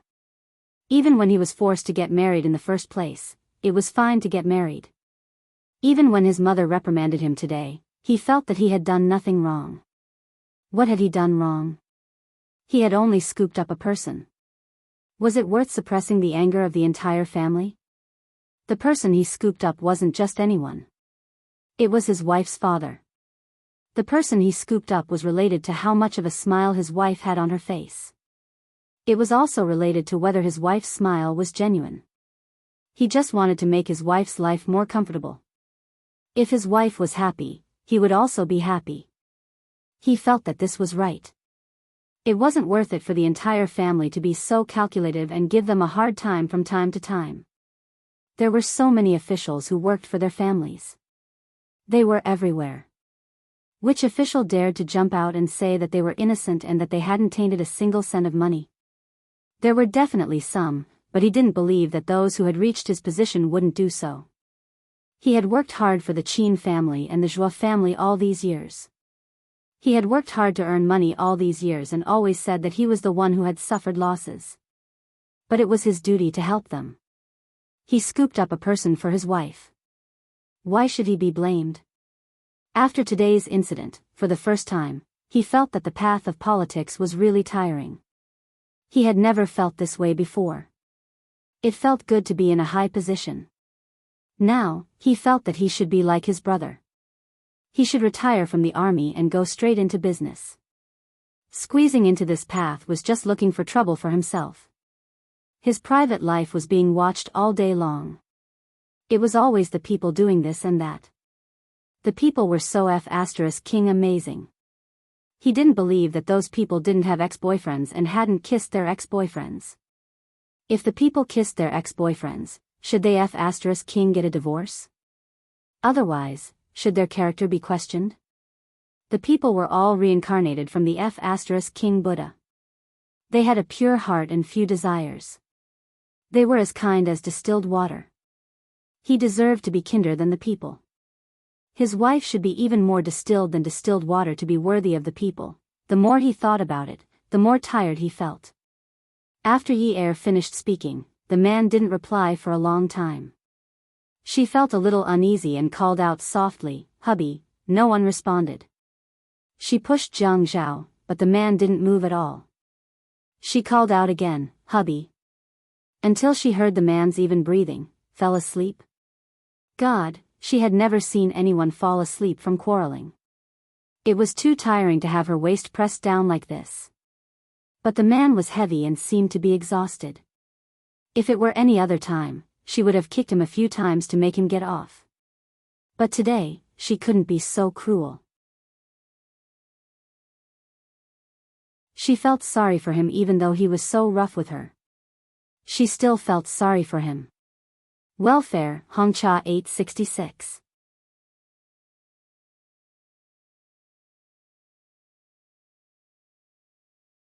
Chapter 525. When she looked up at the ceiling, she reached out to hold the man's head. In the palm of her hand was his thick hair. She gently applied pressure with her fingers. She heard that the top of the head had the most acupuncture points in the body. If she pressed it gently, it would make people feel relaxed. She tried her best to use the appropriate amount of strength to massage him. Then, she listened to the sound of his breathing. It was as if it was late at night and he was right next to her pillow. Every time that happened, she would feel that her days were especially peaceful.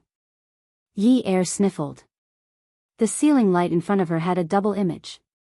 She blinked and squeezed the tears out of her eyes. The light above became clear again. When she murmured, her voice choked up like a broken teardrop. Jiang Zhao, you asked me what I want. Actually, what I want the most is you. What I want the most is you. She heard him ask her what she wanted. What did she want? Actually, she wanted a family. Not only did she have a father and a brother, but she couldn't do without him. Without him, it wouldn't be like it was now. What kind of family would it be? What kind of family would it be if there wasn't even a pillar of support? She felt that the pillar of support had changed from her father to her husband on the day of her wedding. She thought about how she drugged him and took photos of him. About her brother's matter, she even went to his door to discuss the terms of exchange. She felt that life was like a dream. When she woke up, everything had changed. It was completely different from what she had imagined in her dream. Everything in her dream was no longer there. Everything had disappeared along with the noisy alarm clock in the morning. Yi Er sighed. Her hand that was massaging the man's scalp was a little numb. She moved it away and opened and closed it a few times. When the discomfort was gone, she began to massage gently again.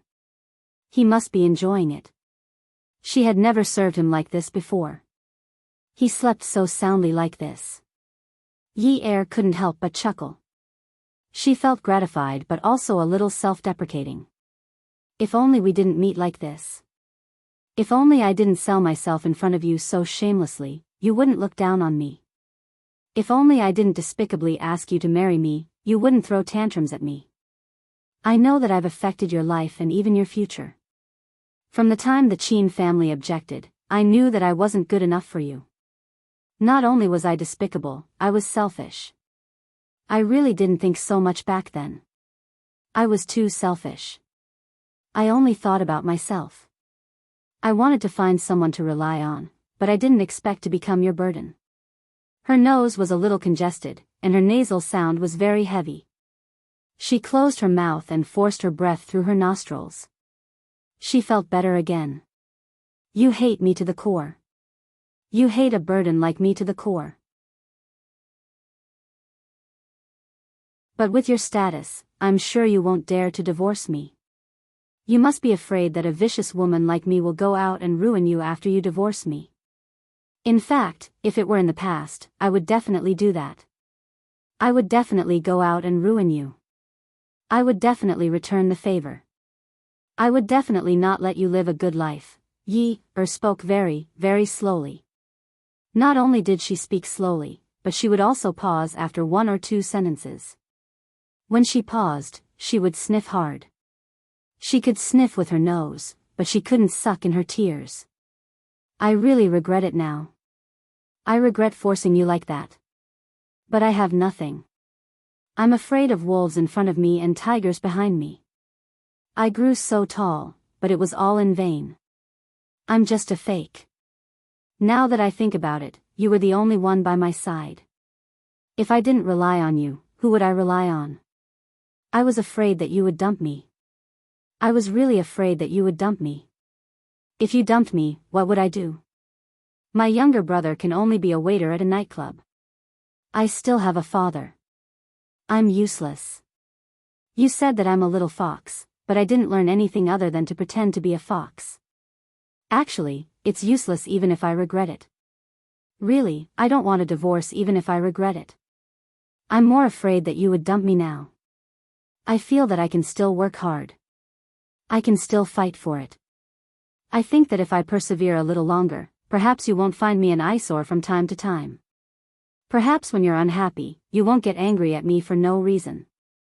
I'm not as beautiful as Ouyang Yen. I'm not as gentle as her, and I'm not as sensible as her. But I'm younger than her.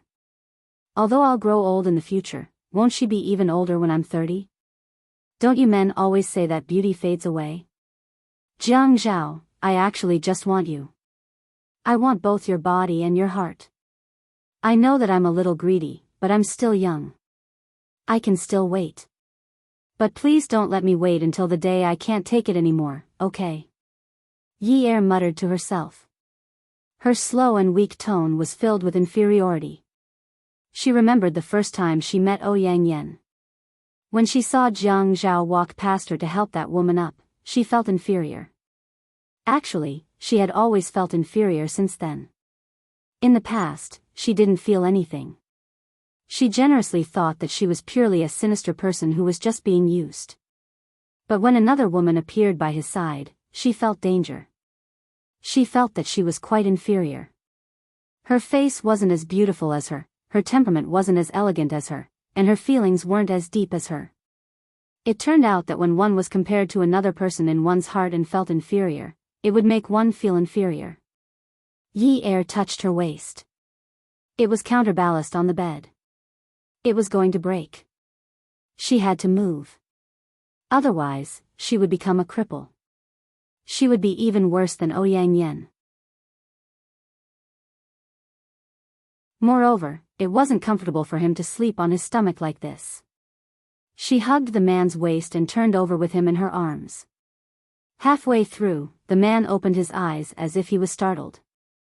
This gaze made Yi Er feel guilty. If she had known earlier, she would have let him continue to sleep. Phew, Jiang Zhao exhaled. He sat up and rubbed his face.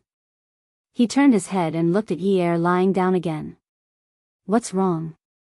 Yi Er frowned. She reached over and rubbed her waist. Just now, you fell asleep on top of me. Now, my waist is so numb. I can't get up. Jiang Zhao quickly stood up and bent down. He reached into Yi Er's back and rubbed it. Why didn't you wake me up? How heavy was I when I fell asleep? Are you stupid? The man's tone was full of reproach. His words were heavy, and the woman's eyes reddened. He knew that he had scared her to tears. This time, she was just anxious. He was actually blaming himself when he reprimanded her. However, this made her eyes redden again. Okay. I won't say any more. I won't say any more. Good girl, I won't say any more. Don't move. I'll help you rub it. You can only move when you feel better. I don't know if it will hurt your bones. I have to get a doctor to feel it. Jiang Zhao muttered to himself. Yi Er twisted her waist. It's okay. I don't feel anything anymore. Jiang Zhao helped Yi Er sit up. He straightened his shirt and picked up a chair from the ground. He placed it in front of Yi Er and sat down. Yin Yi, a pure woman. Yes. From now on, you have to be obedient like Gigai. Don't cause trouble. Don't do anything that makes me angry. Be a good Mrs. Jiang. Do you understand? Yi Er had always known that Jiang Zhao liked obedient girls. He liked obedient girls. He liked girls who were sensible like Ouyang Yen. Even Ouyang Yen himself said that Enchanting was acting. She was acting as Ouyang Yen. I know. Jiang Zhao reached out and stroked Yi Er's head. He nodded. This was all he could say. He just wanted her to be obedient. He would take things one step at a time and solve them slowly. However, he couldn't bring himself to get a divorce just because of those photos. In the past, he had thought that Big Brother was a weirdo. No man would be able to stand sister-in-law's incident. How could Big Brother be so resolute? Now he knew that it was just that he hadn't encountered it before. What happened to him wasn't a big deal. It was just that he was more unfortunate than Big Brother. His path was different, so he couldn't deal with it that way. It turned out that all the men in the Jiang family were like this. He just wanted this family to be perfect. No matter what he did, he wouldn't go overboard. Min Zikai had delivered himself to him. He didn't want to be so ruthless. Jiang Zhao got up and opened the mini fridge. He took out a bottle of mineral water and took it out. He sat back down on the chair and took out a piece of tissue to dry the water on the bottle. He then placed it on Yi Er's eyes. Close your eyes and apply this. If Dad sees it later, he will say that I bullied you.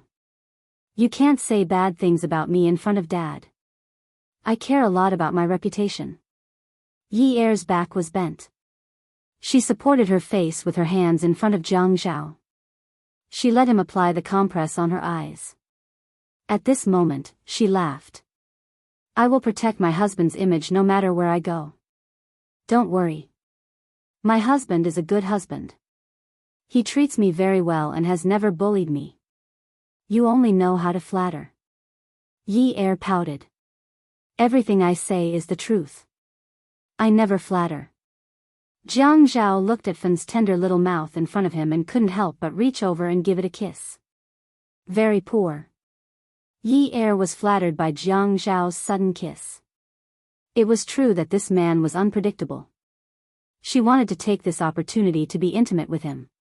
It could also be considered as a form of communication. So, she snatched the bottle of mineral water from his hand and held it in her hand. Hubby, it's not enough. Yi Er shamelessly acted coquettishly. What's not enough?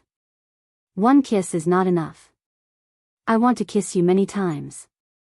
She pouted and went straight for Jiang Zhao's lips. Jiang Zhao laughed and stepped back. No kissing, no kissing. Go away, you dirty and wild girl.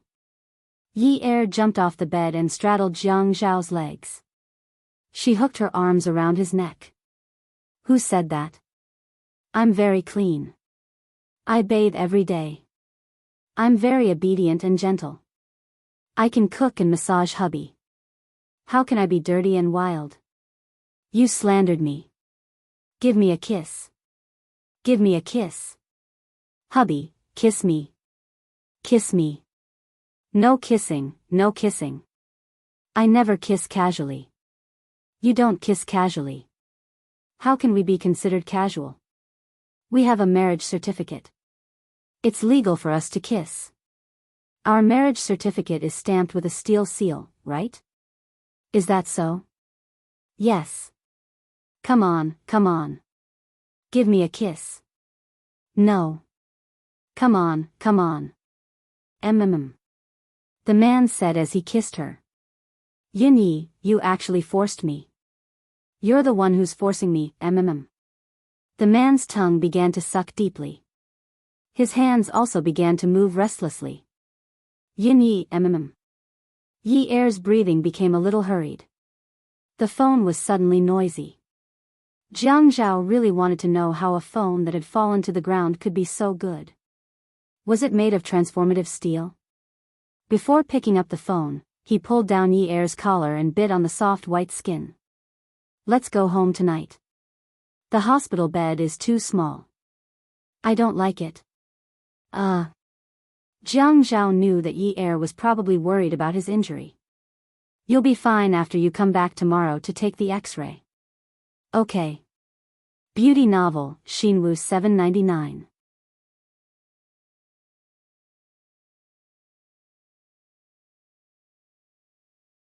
Chapter 526. The call was from Qin Zhen. She was already outside the hospital and had booked a restaurant. She was coming to pick him up. Jiang Zhao's absence made Qin Zhen a little angry. After all, he was an important person. However, Jiang Zhao felt that he couldn't split himself up. No matter how many people were unhappy today, he didn't have time to attend this small family dinner. He was only absent to make the family dinner more harmonious in the future. He had to deal with that pile of mess. He couldn't allow a brat to ride on his head like that. If it was an ordinary matter, he would take it slow. At most, he could deal with it in a few days.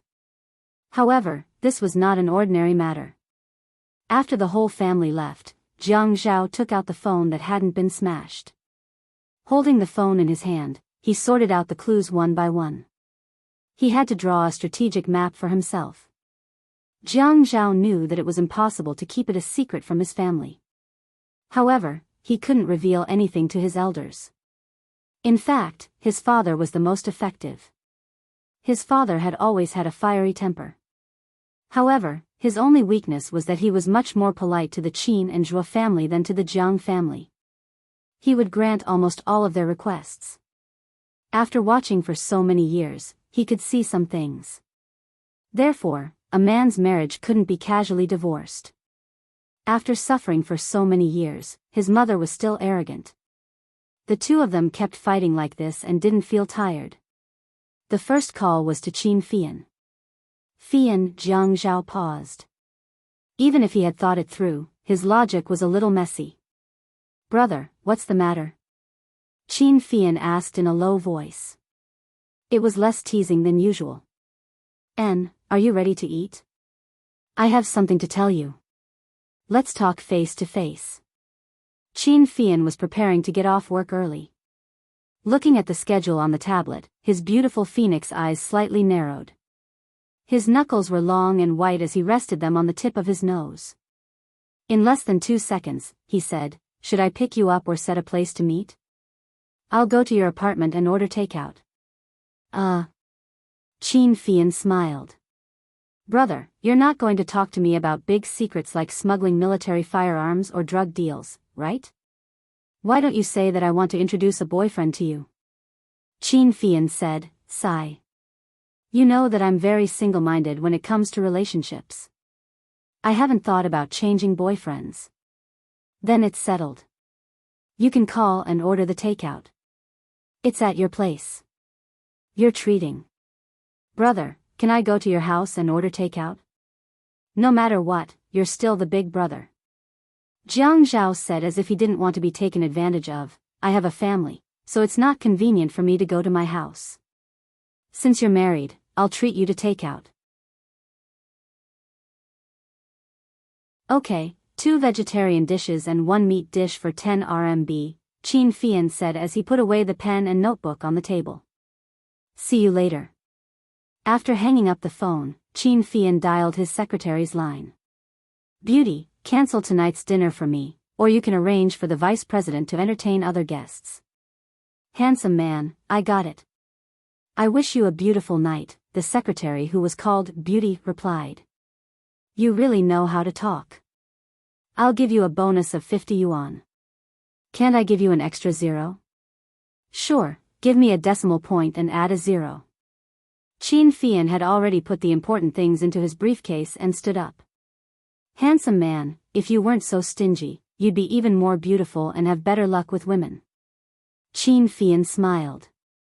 "Beauty, I'm very single-minded. I'll get off work first. Don't forget to check in when it's time, or your money will be deducted. Goodbye, capitalist."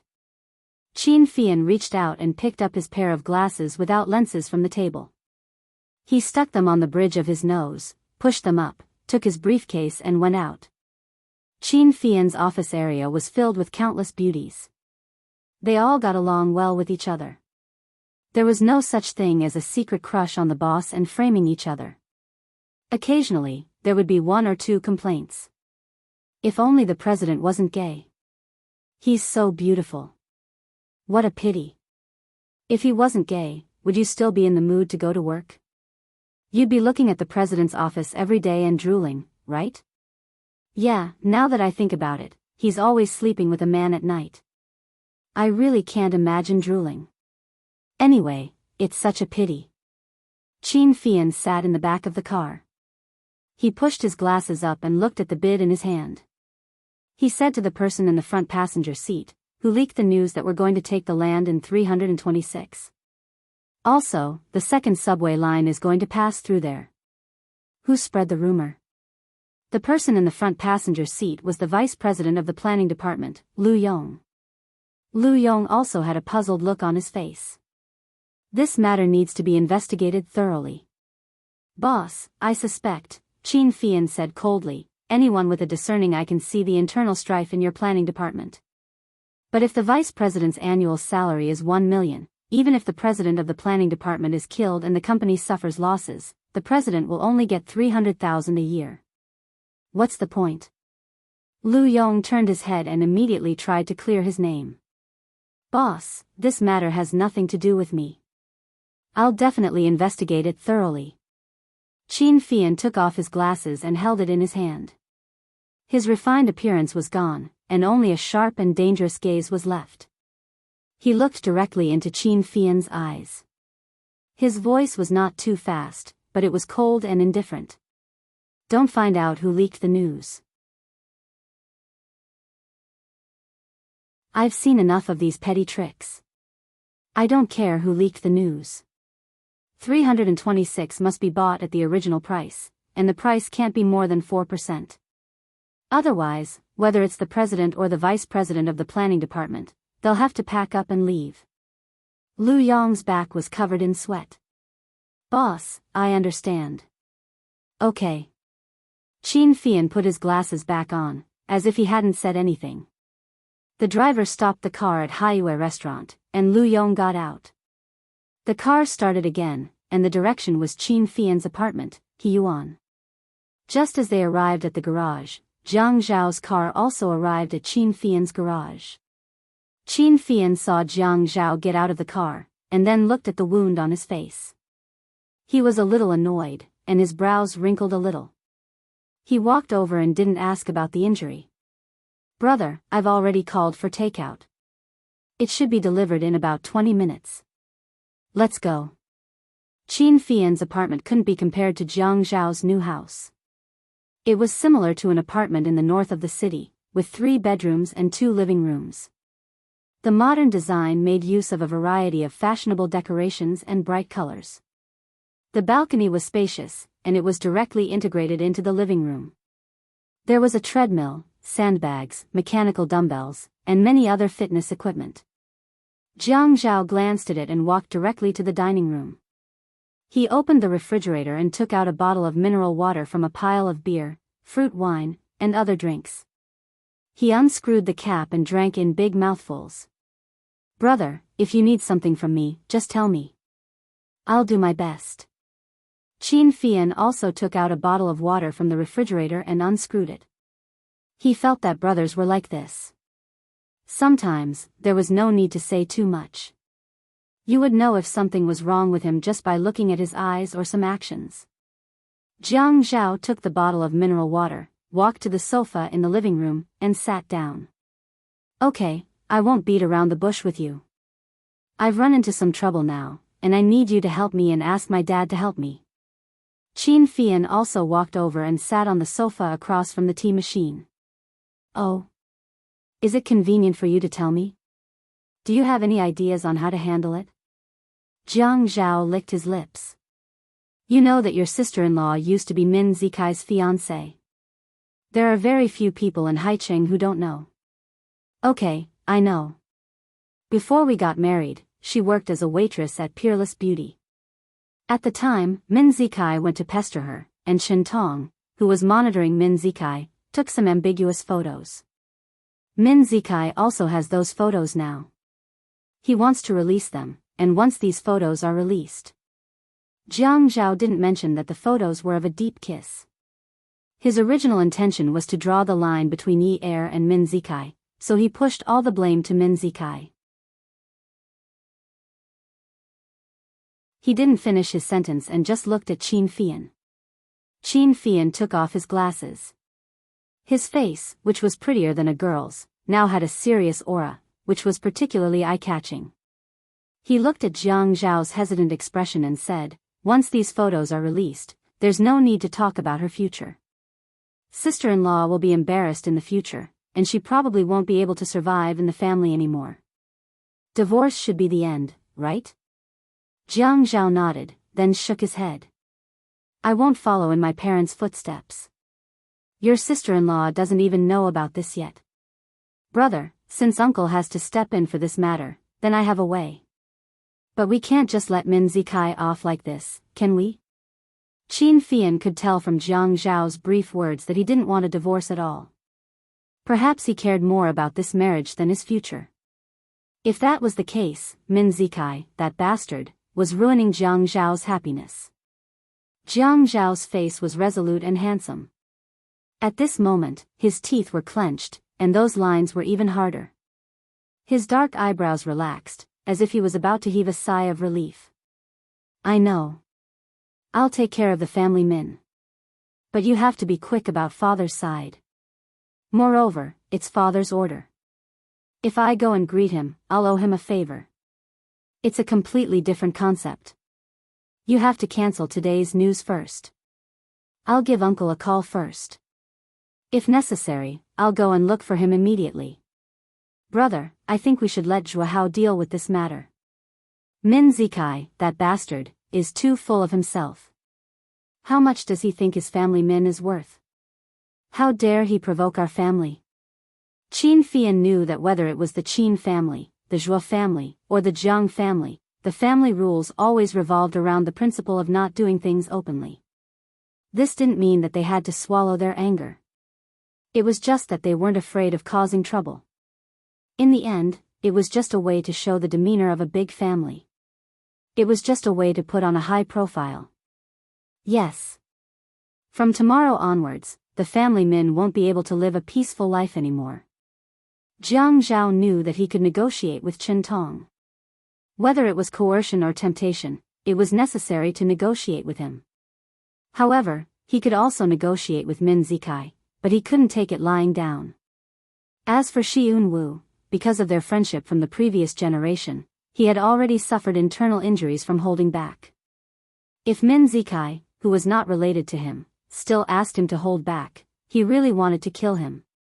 The takeout was delivered. Although it wasn't fast food, it really was 2 vegetables, 1 meat, and 1 soup. Jiang Zhao and Qin Fian only took a few bites and were done with it. Qin Fian called Jiang Liqing. His voice and expression were like that of a professionally trained artist who was still in shock. Uncle, good uncle, biological uncle. What Jiang Liqing liked most was to be called a relative by the Qin family. Hey, Fian. Uncle, I'm in big trouble. You have to help me. Don't let Grandpa know. Oh. Add Songshu 566.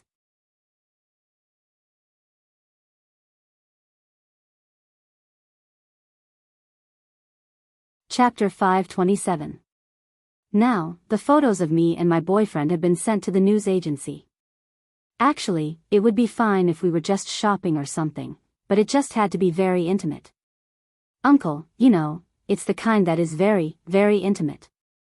When Qin Fian was lying exaggeratedly, he glanced at Jiang Zhao from time to time.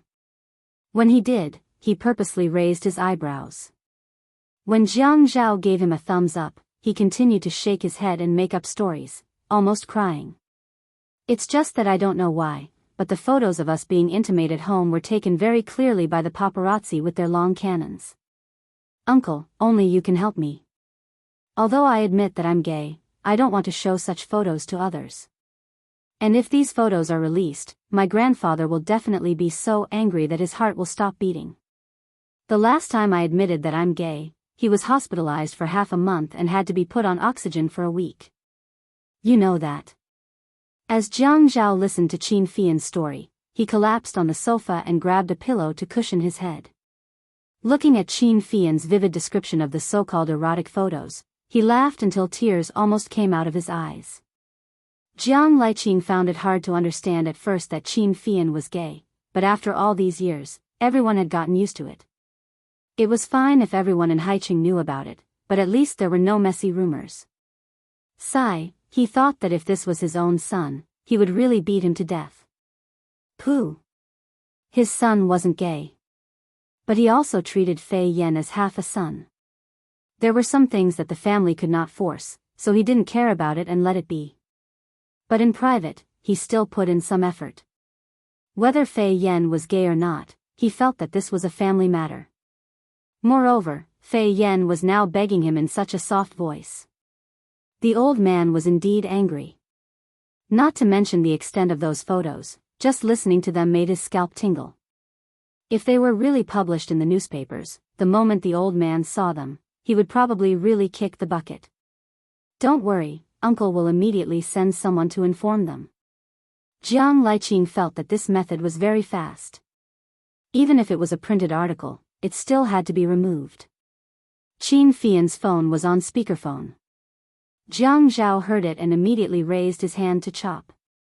After denying it, he drew a line in the air and made a hand chop at the end, indicating that Fian was going to cut off his escape route. Qin Fian immediately understood. Uncle, why don't you give them a message? Roughly say, don't meddle in the affairs of our Qin and Jiang families, no one should meddle in anything. I feel that this way, it also shows that you don't know that they have my photos.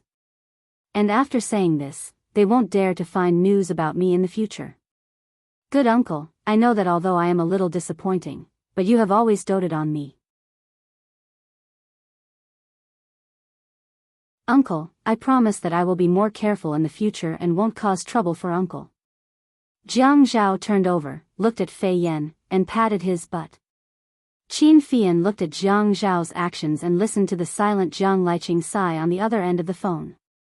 He continued, Uncle, I also know that you are a commander and it is a waste of talent for you to care about such a small matter like me.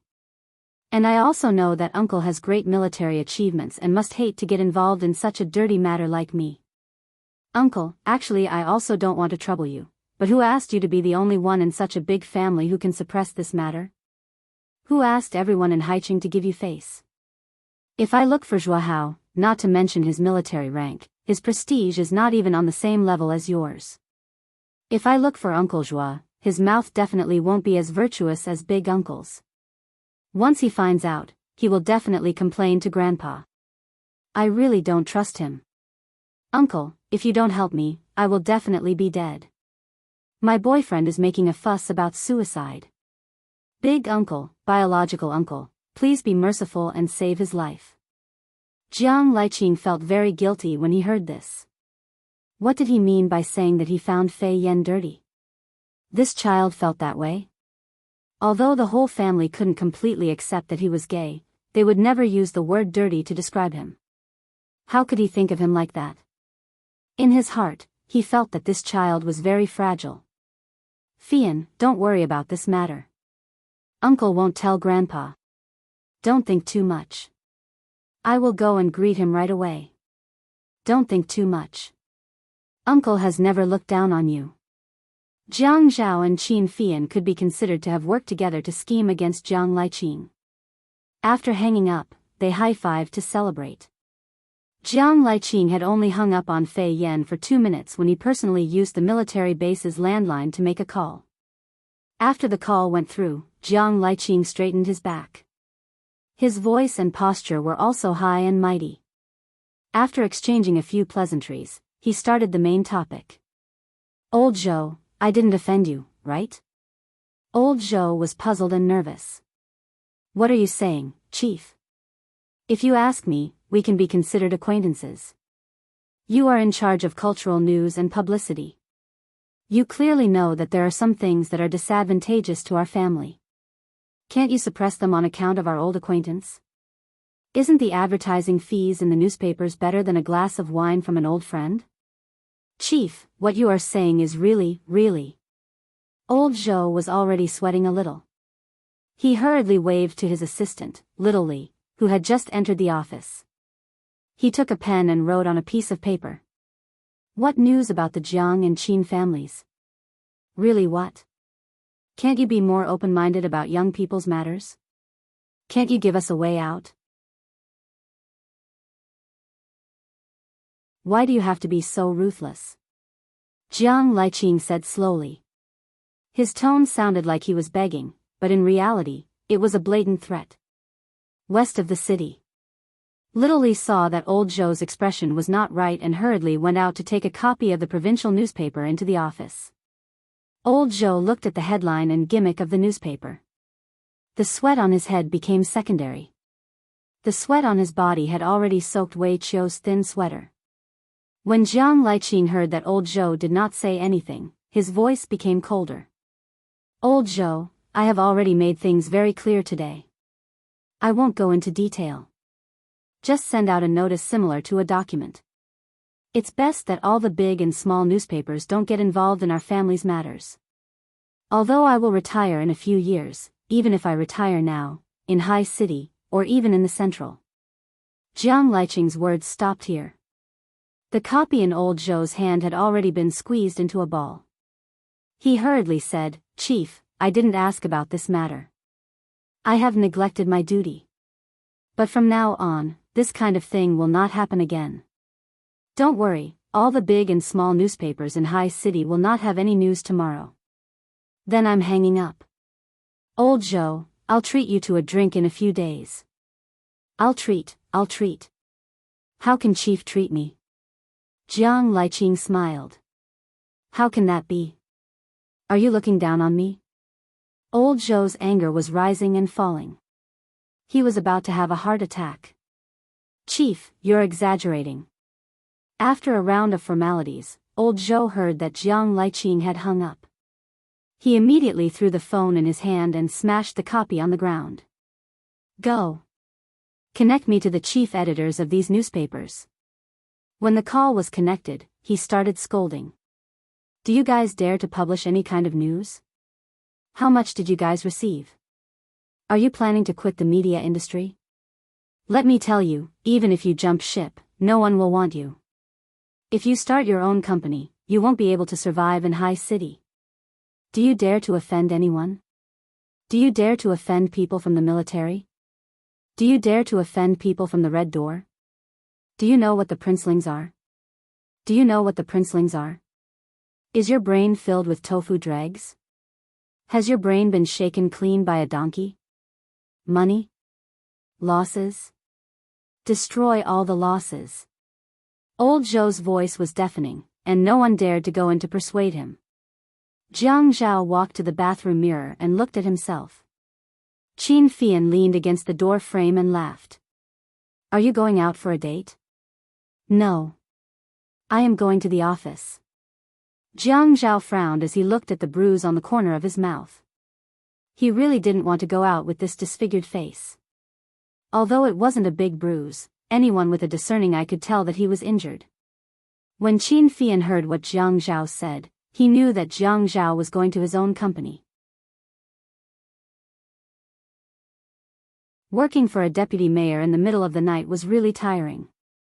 Working for a deputy mayor was really tiring.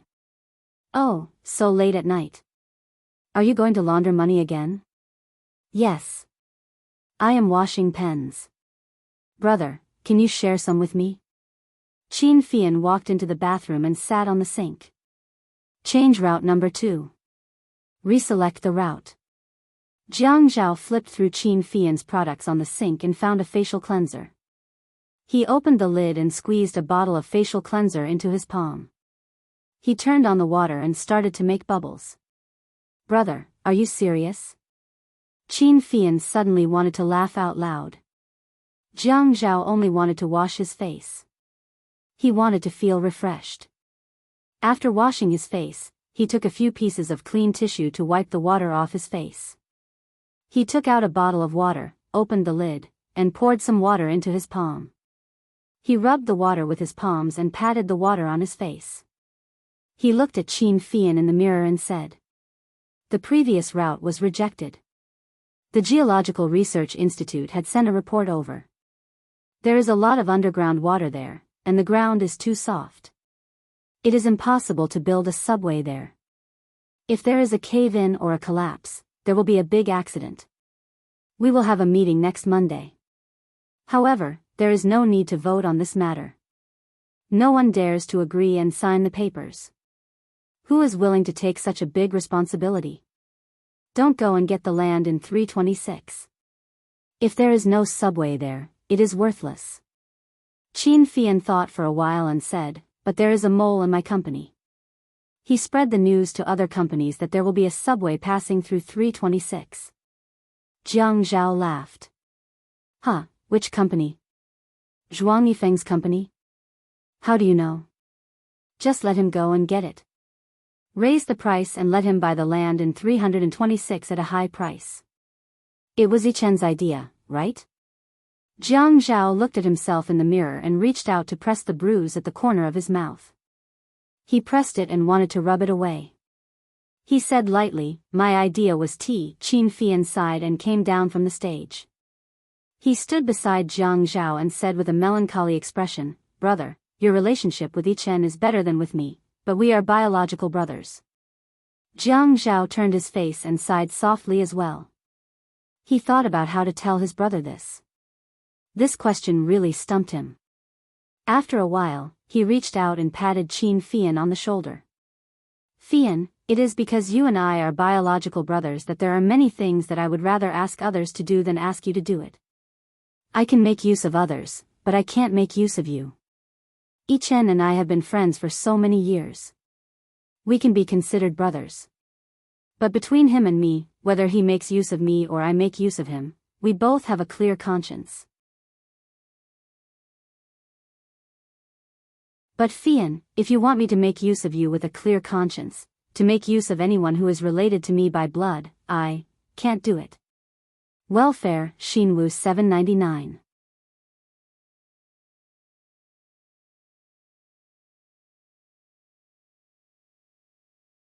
Chapter 528. Qin Fian originally had a joking expression, but after hearing Jiang Zhao's words, he suddenly fell silent. What was he thinking just now? He wondered if his brother was doing it for others and not for himself. He thought that his brother was so ambitious that he disdained to cooperate with his family. But he never thought that there were some things that he did not see. Everyone in the Qin family knew that Jiang Zhao's rapid promotion was due to his family's influence.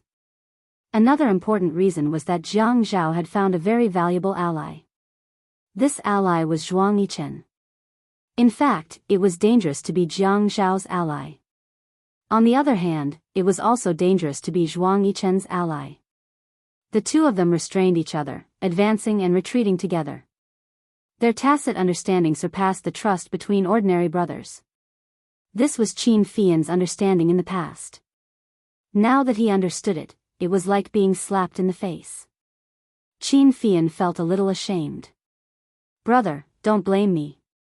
I was just a little jealous at first. Let me tell you. My heart is filled with only your sister-in-law. Even if you are jealous, I won't be touched. I've already said that I'm not interested in sex. Jiang Zhao tidied up his appearance and left Fian's residence. He got into his car and turned on the car phone. The ringtone echoed in the car. It was an old song by Kai Qin. Jiang Zhao smiled. It was really old-fashioned. It had not been changed for so many years. The phone was picked up. The woman's voice was not very pleasant, but there was a hint of sophistication in it. Boss, the preparations are almost done. We're waiting for you to come over for the meeting. I'll probably arrive at the company in about 20 minutes. You can also sort out the information of the Min Group's business for the past few years and give it to me. I've already asked Yang Fan to sort it out in the afternoon. Quickly come up with the overall report. Okay. After hanging up the phone, Jiang Zhao called Yi Er. How was the meal? It's pretty good. They said that we're going to watch a movie later. Mom has already booked the whole place. Yes, Mom is a young girl. She likes to hug a bucket of popcorn when she watches movies. Buy her a big bucket of popcorn and a can of cola. The popcorn must be orange and creamy. Understood. Listening to Yi Er's cheerful voice, Jiang Zhao felt very satisfied. A man should live such a life. No matter how busy or tired he was, it was good to be able to hear his wife and child's laughter. Yes, he still lacked a child. But she was still young and had said that she wanted to go to school. He was afraid that this plan would have to be postponed. Jiang Zhao's car arrived at the Qinzhen building, an office building named after Qinzhen. Nominally, they were all Qinzhen's businesses, and all the companies in them were legal persons of Qinzhen. They were involved in many industries. Jiang Zhao's company was just downstairs of Golden Investment. When Jiang Zhao was born, he lacked metal in his 5 elements and was born prematurely. Jiang Liqing was afraid that the child would not be easy to take care of, so when he named him, he added the word golden and a sharp knife beside it. He hoped that in the future, his character would not be weak because of being born prematurely. When Qinzhen gave birth to her second son, she also lacked metal in her 5 elements. Her second son's name also had the word golden beside it. The golden word investment was also a form of consolation for the fate of his 2 sons. The ZZ logo was Jiang Zhao's company logo. Every time Jiang Zhao saw this logo, he could not help but want to laugh. Some people said that the father was the daughter's virginity in her previous life. In fact, the mother was also the son's virginity in his previous life. His mother said that one Z was Zhao, and the other Z was Zhen, so he had to use this. This was called the mother and son working together. Their sharpness could cut through metal. What was all this about? Therefore, it was not fake to say that she was a young girl. It was already 8:30 at night. It did not seem too late, but from the afternoon until now, Jiang Zhao felt that every minute was like a year. The legal person of the company was Qin Zhen, but if Qin Zhen came to the meeting materials were all prepared by Jiang Zhao. Qin Zhen said that she would not interfere with her son's business. If she could help, she would do her best. The only thing she could help Jiang Zhao was to open this company in her name. Jiang Zhao could not do business without scruples like other bosses. He rarely came to the meeting. There were only 3 people who came to the meeting, him, Gu Qin, and Yang Fan. The meeting of the 3 of them was in Qin Zhen's office. Today, Jiang Zhao was sitting in Qin Zhen's seat. A man and a woman were sitting in front of the large office desk. Gu Qin was a cold and business-minded woman. Yang Fan was a passionate and aggressive man. The 3 of them were all classmates and had always had a good relationship. Others said that people who were too familiar with each other could not do things together. There would be no rules, and it would be difficult to set rules. But with Gu Qin in the picture, everything became simple. As long as Gu Qin agreed to everything Jiang Zhao said, she would strictly implement it. Even if she had committed a crime, she would take the initiative to ask for punishment. When a company used rules to manage people, the boss would have a lot less to worry about. The 2 of them did not react when they saw the wound at the corner of Jiang Zhao's mouth. The main reason was not that they did not want to react, but because they saw that Jiang Zhao's expression was so dark before they reacted. If they reacted, wouldn't they be courting death? Boss, you want a general report of the Min Group for the past few years. Take a look first. If you want to see the details, I'll give you a copy. Gu Qin handed the information in front of her to Jiang Zhao. She wore glasses. She worked too hard when she was studying, so she was nearsighted. Later on, she could not take them off. Jiang Zhao looked at the rows of numbers and slowly watched the changes in the numbers. It looks quite clean. Yes, Family Min's business is relatively stable. They are not involved in the high-tech industry. So from the accounts, there isn't much of a problem. They are not involved in the high-tech industry. It's better to say that they are behind the times. Yang Fan actually had a hunch when he received Jiang Zhao's call this afternoon. Family Min did not have any competition with their company. However, other companies could not compete even if they wanted to. At most, they could get some scraps. Most of the projects they took were government projects, so they were rich and had a lot of money. Jiang Zhao's wife was Min Zikai's ex-fiancée. Without thinking, he could roughly guess. Gu Qin was the person who did not like to beat around the bush in this kind of meeting. It was rare to have a meeting, so she should say the important things. Boss, our company is doing 7 or 8 things now, but none of them are related to trade. If we really want to compete with Family Min, I'm afraid we will have to start a new business. Jiang Zhao looked at the report and answered Gu Qin. No need. Remember, I asked you to register a construction material company last time to make it easier to transfer the accounts. Tomorrow, you can ask someone to talk to Family Min about how to ship the tiles to Canada. The unit price of the tiles must be high, and the insurance price must also be high. The quantity must be large. You can calculate, if something happens to this batch of goods, how much will he have to pay? Boss? Is that all? Yang Fan frowned. This was not like Jiang Zhao's style. Pay some money? If there was really a conflict, just pay some money and it would be over? I have a lot of things to do recently, so I don't have time to come over. Jiang Zhao thought for a while. So, next, if you are free, find someone who is hard to track and register a shell company.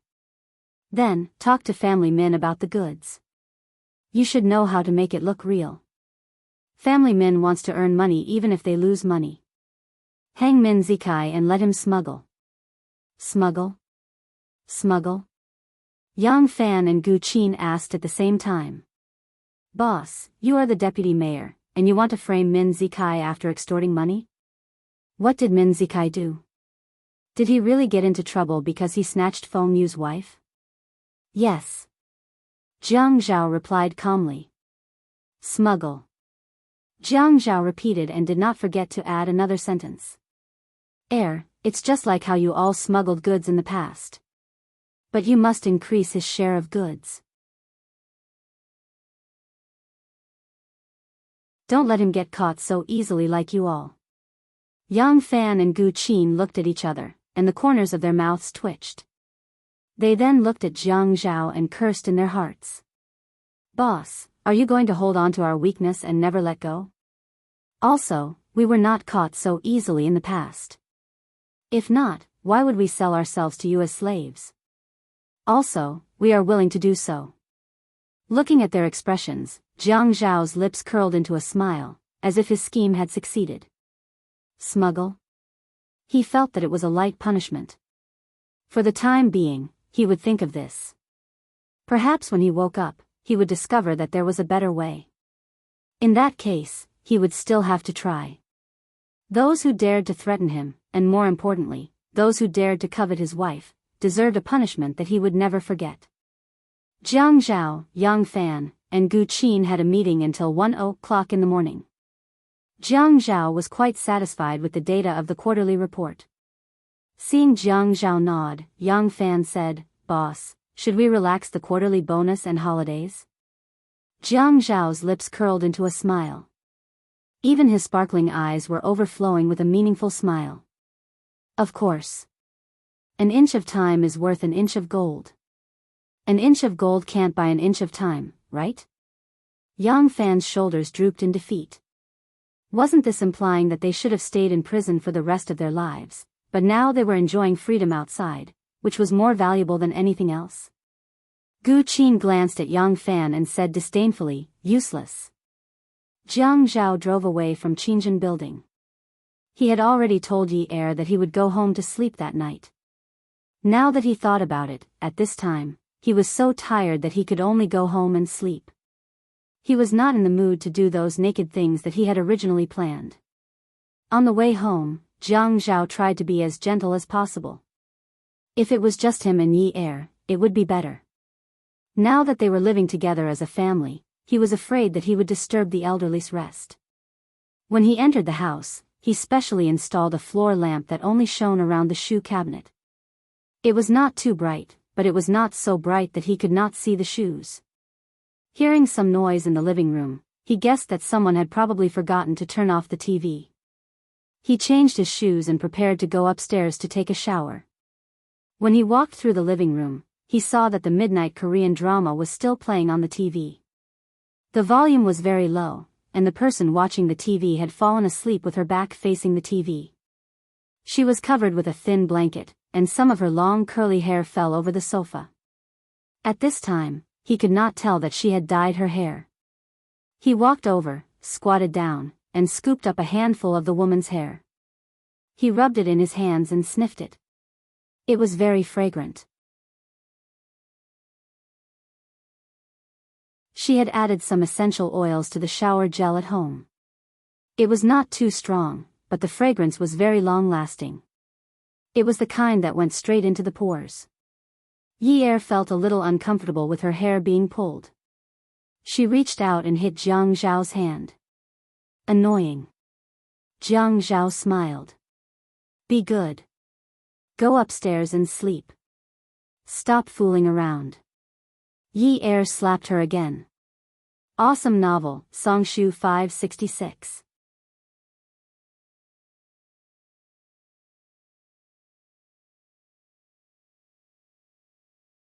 Chapter 529. Jiang Zhao recalled the time when she had tried to bribe him with a thermos. She had also fallen asleep at the door. He had scared her and almost got slapped by her. She still had the cheek to say that she was docile. He scooped her up and carried her. Jiang Zhao was actually very careful, afraid that he would wake her up. However, Yi Er still woke up. Thinking that Yi Er was already awake, he didn't want to hug her anymore. He wanted to put Yi-er down, but Yi-er was hanging on the man's neck. She suddenly retracted her leg that was about to be put down by the man. With a bit of strength, she hung on the man's body like a koala bear and refused to come down. Jiang Zhao did not hug Yi-er and let her hang on him. He reached out his leg to switch on the TV by the stairs and the lights in the corridor. The TV slowly turned off. The lights in the corridor lit up. Afraid of disturbing the rest of the family, he said softly, "Come down and walk by yourself." "No, hubby, carry me," Yi-er said shamelessly. "You're not a child. Why do you want to carry me?" "I don't care. You were the one who carried me first. You have to take responsibility. You can't just carry me whenever you want. If you want to carry me, you have to carry me all the way back to my room." "Oh, you're still being reasonable. Who allowed you to sleep downstairs? Didn't I wait for you to open the door?" Humph, Yi-er felt wronged. Jiang Zhao's heart softened and warmed. He hugged the woman's butt and walked upstairs. "Your little mouth is pouting like a chicken's butt." Yi-er played with her head in enjoyment. "Chicken butt is delicious. Then I'll eat it," Jiang Zhao said and started. He nibbled and licked, eating as he walked. Yi-er admired this man. He could walk so steadily and did not even sway. The man said, "Who told you to wait for the door so late? Don't you know that Shi Xiangxiang is waiting for your hubby in bed?" Yi-er nibbled and nibbled again. "You have no conscience. I was worried that you would lose your balance and fall asleep on the floor. What if you catch a cold? Oh, you care so much about your husband?" Jiang Zhao felt that this woman's mouth was really sweet. Regardless of whether it was fake or not, it was comfortable to listen to. Her words were sweet, and it was also sweet to eat. Yi-er covered her mouth and said, "Look at how you're smacking your lips. You're so vulgar. I also want to be a gentleman, but... Jiang Zhao sighed. In the car, he had said that he didn't want to think about those romantic things. In the end, he hadn't even taken a shower, and he had only kissed her a few times. His body's reaction was too fast. Hugging his wife with one hand, he pushed open the door with the other. After entering, he gently closed the door with his foot to prevent it from making too much noise. "But honey, people say that even if you die under a peony, you will still be a romantic ghost. I want to be a romantic, not a gentleman. I smell so good. Aren't you letting me down?" Yi-er indicated that Jiang Zhao hadn't showered yet. "I'll go shower later." Yi-er was surprised that men would do whatever they wanted to do. At this time, men would definitely use condoms. Occasionally, they would forget to use them. Yi-er would also take medicine after the deed. She was still young, and if men really wanted children, they would definitely not use condoms all the time. She didn't want to be despised when she was pregnant. People said that when a woman was pregnant, men were most likely to cheat. Their relationship was still unstable, so she couldn't give him that chance. "Softer, softer, I'm very gentle, honey. If I were any softer, would suffocate to death." When Yi-er was asleep, she kept dreaming. Perhaps it was because she was frightened during the day, but the dreams were all about ghosts and monsters. She saw Ouyang Yan holding Jiang Zhao's arm as they walked towards her step by step. When the two of them looked at each other and smiled, they were so happy that it was as if they were soaking in a jar of honey. Yi-er looked left and right. She had to find a big broom, no, a big mop. Ouyang Yan, this damned woman. Were all the men in the world dead? She had her eyes on her husband. She was so anxious that she stomped her feet on the spot. Then, she searched everywhere. She couldn't find anything that could be used as a weapon. She was so anxious that she cried. It was empty all around. It was like a high-end underground tunnel with smooth walls. There was nothing. No, there was still a fire hydrant. Yi-er felt that she should take the fire hydrant down and spray the woman with foam. Or she could just take the red bottle and smash it at the woman. She would be disfigured so badly that it couldn't be fixed. Why was she so good-looking? Good-looking women were all scourges. Was it so great to be good-looking? Was it so great to be gentle? She wanted to see if anyone would still like her after she was disfigured. The fire hydrant was still in the glass cabinet on the wall. She didn't know how to open it. Everything seemed wrong. Why couldn't she open the cabinet? She turned around and saw that Ouyang Yen had already walked past her with Jiang Zhao. She shouted, "Hubby!" Jiang Zhao walked past as if he didn't hear her. "Hubby, hubby!" She chased after them. However, they seemed to be slower than her. No matter how fast she was, they were faster than her. No matter how hard she tried, she couldn't catch up. She was so anxious that she cried and shouted, "Hubby! Hubby!" until she saw Ouyang Yen turn around and give her a victorious smile. Then, she stood on her tiptoes and kissed Jiang Zhao on the cheek. Then, Jiang Zhao reached out and rubbed Ouyang Yan's head lovingly. Yi Er was even more anxious.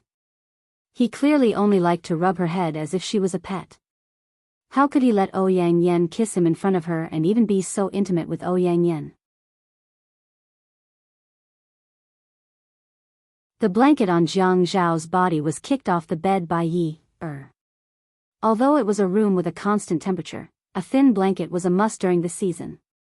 Just as he was about to slap the woman, he heard her whimpering. It was as if something was blocking her throat as she cried but couldn't make a sound. Yi Er felt like she was dreaming. It was a very strong premonition. The more she thought about it, the more she felt like she was dreaming. However, she couldn't differentiate between dream and reality. She wanted to break free from the dream, but she couldn't get rid of the entanglement. She was so anxious that she wanted to slap herself, but it seemed like her hands and feet were tied. Jiang Zhao grabbed Yi Er's hand and shook it. As he shook it, he realized that this woman was a pervert. She grabbed his hand and kissed him everywhere with her eyes closed. It was as if she didn't care about her life. It was as if someone was snatching her hand to hook it around his neck. She didn't care where she could hook it. It wasn't enough to hook it around his neck. She even kissed him. She even pulled his clothes off as she kissed him. Yi Er finally caught Jiang Zhao in her dream. How could she let go of such an opportunity? Ouyang Yen dared to kiss her husband in front of her. She wanted to show off their affection even more intimately in front of Ouyang Yen. Jiang Zhao didn't seem to care about her. Ignore her? How could that do? If the soft approach didn't work, she would use the hard approach. She didn't believe that she couldn't make him give in. She would kiss him wherever she caught him. Ouyang Yen held his arm, right? Okay, she had to bite his entire arm. She had to kiss the places she hadn't kissed before. She wanted to see who wouldn't be embarrassed. She was Jiang Zhao's official wife. Ouyang Yen was just a mistress. Would she dare to come out and challenge her? Who was afraid of who? Yi Er went all out to snatch her husband from the woman in her dream. The boss of the reality board was about to go crazy from her passionate actions. Jiang Zhao thought that he had a lot of personal matters to deal with recently. He couldn't possibly sleep in on Sundays. Great, now he couldn't even conserve his energy. Since his wife didn't give him a chance, her husband could only comply. Yi Er was woken up by a familiar feeling of collapsing. She opened her eyes and saw the figure on top of her. She was dumbfounded. What are you looking at? Jiang Zhao looked at Yi Er's eyes that were filled with shock. He was a little embarrassed. But he had already done it. What else did she want? So he glared at her and said, "You forced me." Yi Er quickly shook her head. She was sleepwalking. Suddenly, she screamed, "Ah! Hubby, I'm sorry. I didn't mean to." The next day, Yi Er and Jiang Zhao had a battle in their room. This battle made Jiang Zhao come to a decision. It was hard to guard against thieves day and night. In the future, when he went to sleep, he had to lock his room from the inside. Si Jia entered Jiang Zhao and Yi Er's room. Jiang Zhao and Yi Er were too tired from working in bed last night. They didn't sleep well. They hugged each other tightly and didn't feel uncomfortable. Jiang Zhao was a sensitive person, especially when it came to such a private place like the bed. His wife was still in his arms, so he immediately felt that someone had climbed onto the bed. He propped himself up and found that Si Jia had already climbed onto Yi Er's side. Jiang Zhao was naked now, and so was Yi Er. He was furious. What was this rascal trying to do? What was he trying to do? He lifted the blanket and muttered, "I still like sleeping with my sister. I'm not used to sleeping alone." Si Jia. Jiang Zhao saw that Yi Er was probably too tired and didn't react at all. He lowered his voice and called Si Jia. "Ah." Si Jia looked at Jiang Zhao. Seeing that he wasn't wearing anything, he gave him a look of disdain. "Don't you know that you should wear pajamas when you sleep? My sister said that you should wear pajamas when you sleep." Jiang Zhao immediately wrapped the blanket tightly around Yi Er. He was afraid that his wife would be exposed. He couldn't do it in front of his biological younger brother. He couldn't do it in front of his own younger brother. "Si Jia, don't you know that you have to knock before entering someone's room? I never knock before entering my sister's room. My sister isn't an outsider." Si Jia paused and smiled. Could it be that brother-in-law is an outsider? Jiang Zhao wondered if his brother-in-law was some kind of monster with a childlike face, similar to the children of Tian Shan Mountain. He poked people with his speech, beating them one by one with a dull stick. Si Jia, you're still young. You don't know about the matters between men and women, right?" "What do you mean I don't know?" "I know. Brother-in-law and your sister are still resting and haven't woken up yet. It's actually a matter between men and women. Do you know that?" "I don't know. Because my sister used to sleep with me." Jiang Zhao cursed in his heart. "Your sister, this is my wife. You're already so tall. You're already 10 years old, and you still want to sleep with my wife? What are you thinking? When I was 10 years old, I started to cheat my brother of the money he won from gambling. You're 10 years old and you still want to pretend to be pure?" Ad Hongcha 866.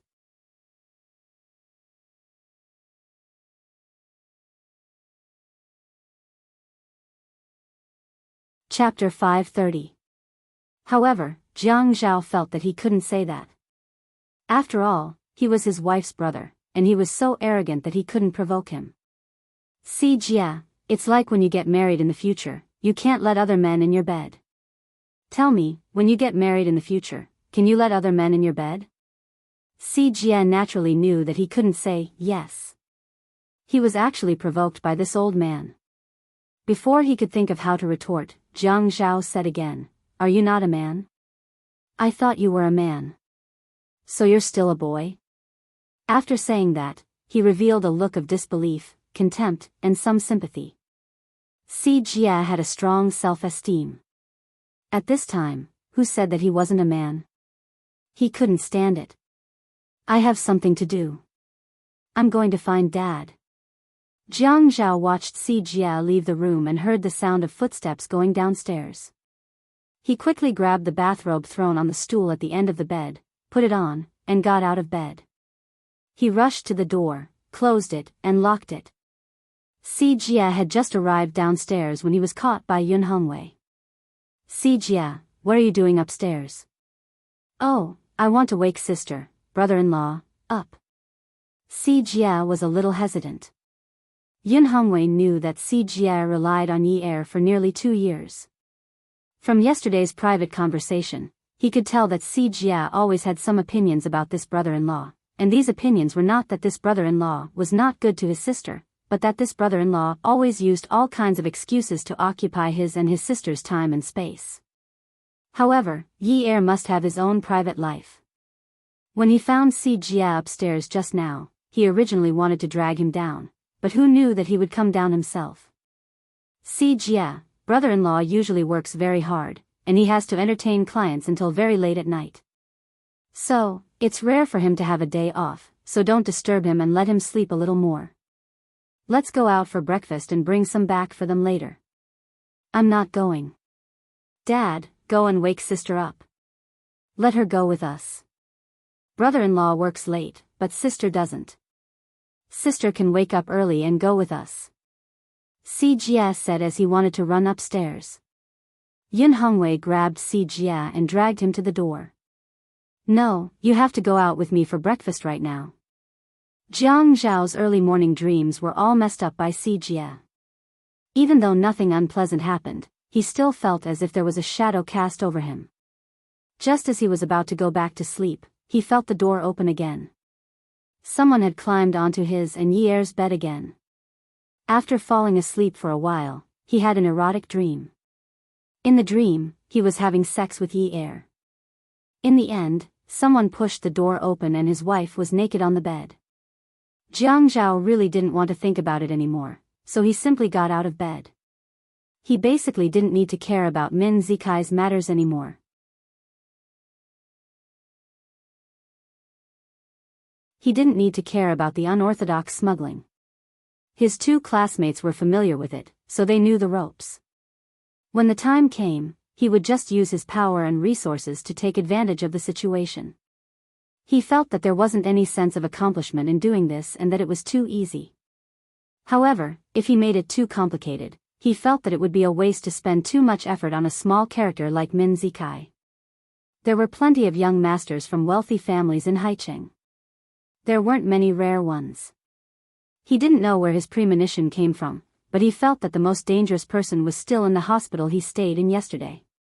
When Jiang Zhao got out of bed, washed up, and went downstairs, Yun Hongwei had already bought breakfast and brought Si Jia back. Looking at the soy milk, fried dough sticks, and buns, Jiang Zhao didn't have much of an appetite. Yi Er was too tired yesterday, so she didn't make breakfast today. Actually, after they got married, Yi Er would make some porridge, boiled 2 eggs, and mixed with some shredded kelp for breakfast. She also had small wontons in the fridge. Otherwise, she would fry some single-sided eggs, make a few slices of bread, and squeeze some juice. As long as it wasn't something that was ready to be eaten, Yi Er would finish cooking and go back to sleep. He got out of bed and threw the bowl away after eating. Yi Er would wash the bowl after getting out of bed. Therefore, although they hadn't been married for long, he always felt that Yi Er was very sensible. Other than being a little crafty, she was good at everything else. Looking at the pile of fried dough sticks and buns, Jiang Zhao didn't have any appetite at all. He couldn't blame his father-in-law. There wasn't anyone at home who specialized in cooking breakfast, so he couldn't be calculative. He said thanks and sat down to eat. After drinking a mouthful of soy milk, Yi Er went downstairs. Seeing Jiang Zhao eating, she ran over and took the food away, grumbling, "Why did you buy these to eat? It's okay if you eat them, but Si Jia is still growing. The oil on the outside isn't clean. Can you eat these fried dough sticks? Soy milk is water. Don't you have a soy milk machine at home if you want to drink it? Why didn't you call me if you were too lazy to make it? The meat in the buns isn't good. Si Jia will have diarrhea if he eats them." Seriously. Yi Er was clearly concerned about Jiang Zhao. This made Jiang Zhao's heart feel stifled. What was it? It was okay if he ate them? So it was okay if Si Jia ate them? She slept with him every day for so long. Was he not as important as his brother-in-law? Brother-in-law was the one who was precious. Brother-in-law was the amazing one. Brother-in-law was the little emperor. "I'm not eating anymore." Jiang Zhao threw the food in his hands on the table and went upstairs to change. Yun Hongwei quickly said, "Yi Er, why are you blaming Jiang Zhao?"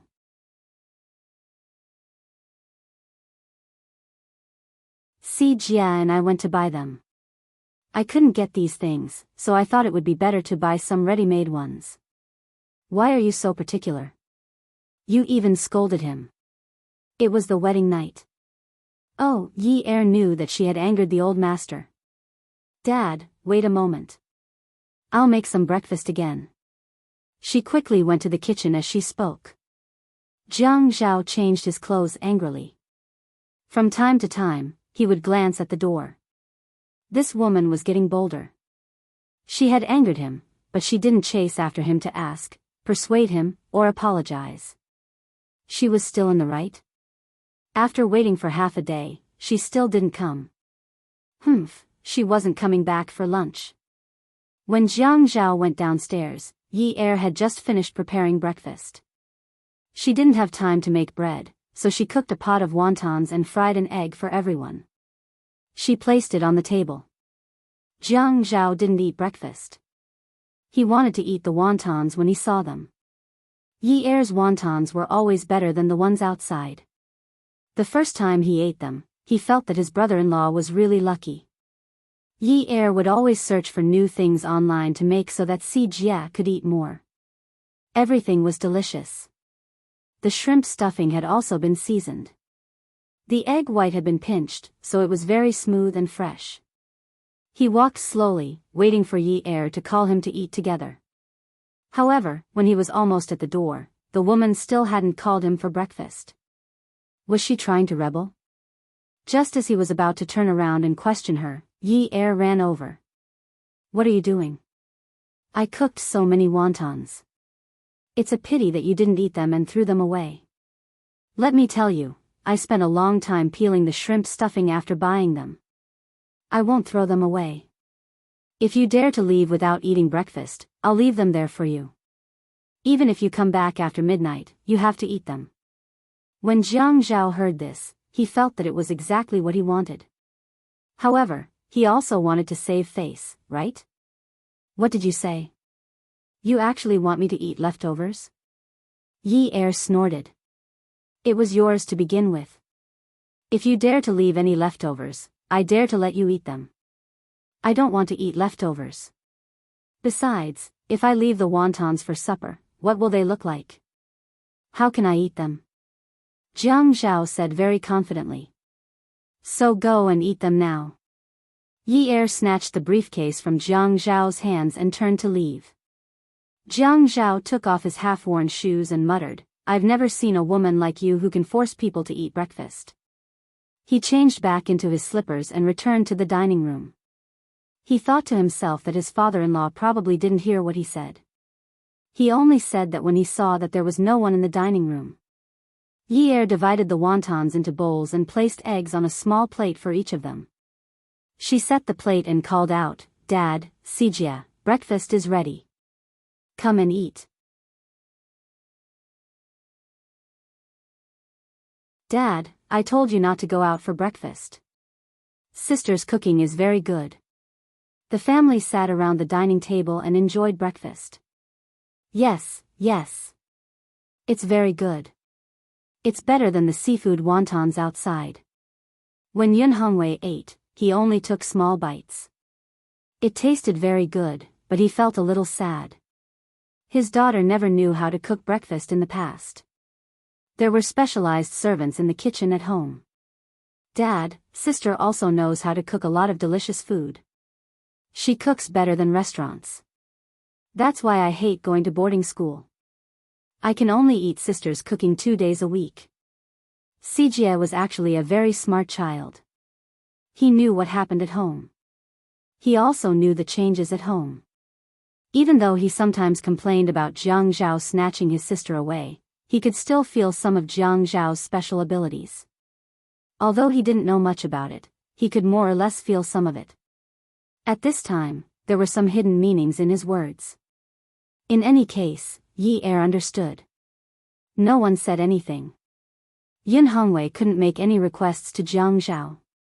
He felt that it was good for Si Jia to go to boarding school. After all, no one was free now. Picking him up and dropping him off was a troublesome matter. Jiang Zhao pretended not to understand. He only brought him back once a week and he wanted to crawl into his wife's bed. If he stayed at home every day, wouldn't it be terrible? He couldn't wait for his brother-in-law to graduate from university tomorrow and start working. Then he would move out of the house. "Dad, Si Jia isn't joking. Yi Er's cooking is really good. Now I have to work out for a quarter longer because I eat too much." After Jiang Zhao finished speaking, he continued to eat his wontons and drank 2 mouthfuls of soup. Sijie looked at Jiang Zhao in disappointment. He used his eyes to tell Jiang Zhao that this wasn't the main point. This wasn't the main point. The main point wasn't whether the food was good or not. It was the problem of boarding school. Yi Er actually has talent in this area. I really didn't expect his cooking skills to be so good. Yun Hongwei smoothly changed the topic. Jiang Zhao had just come out of the house and went downstairs when he received a call from his father, Jiang Liqing. He was scolding him over the phone. Good on you, Jiang Zhao. You are looking down on me more and more. Jiang Zhao's heart skipped a beat. His intuition told him that yesterday's incident had been exposed. But with his father's character, he definitely wouldn't ask about the contents of the photos. Could it be that the other party had said it? No one would be so stupid, right? If there was going to be thunder this time, then he could only accept it. Jiang Zhao walked to an empty space to prevent anyone from overhearing his phone call. He called out, Dad. Jiang Liqing had a belly full of anger, but he couldn't find anyone to vent it on.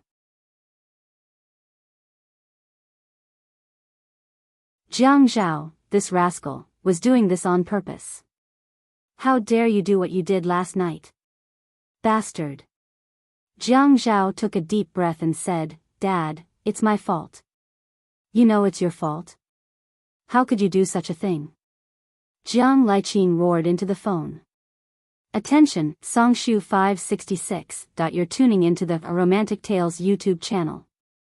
Don't forget to subscribe and join us on this journey to catch the most captivating stories.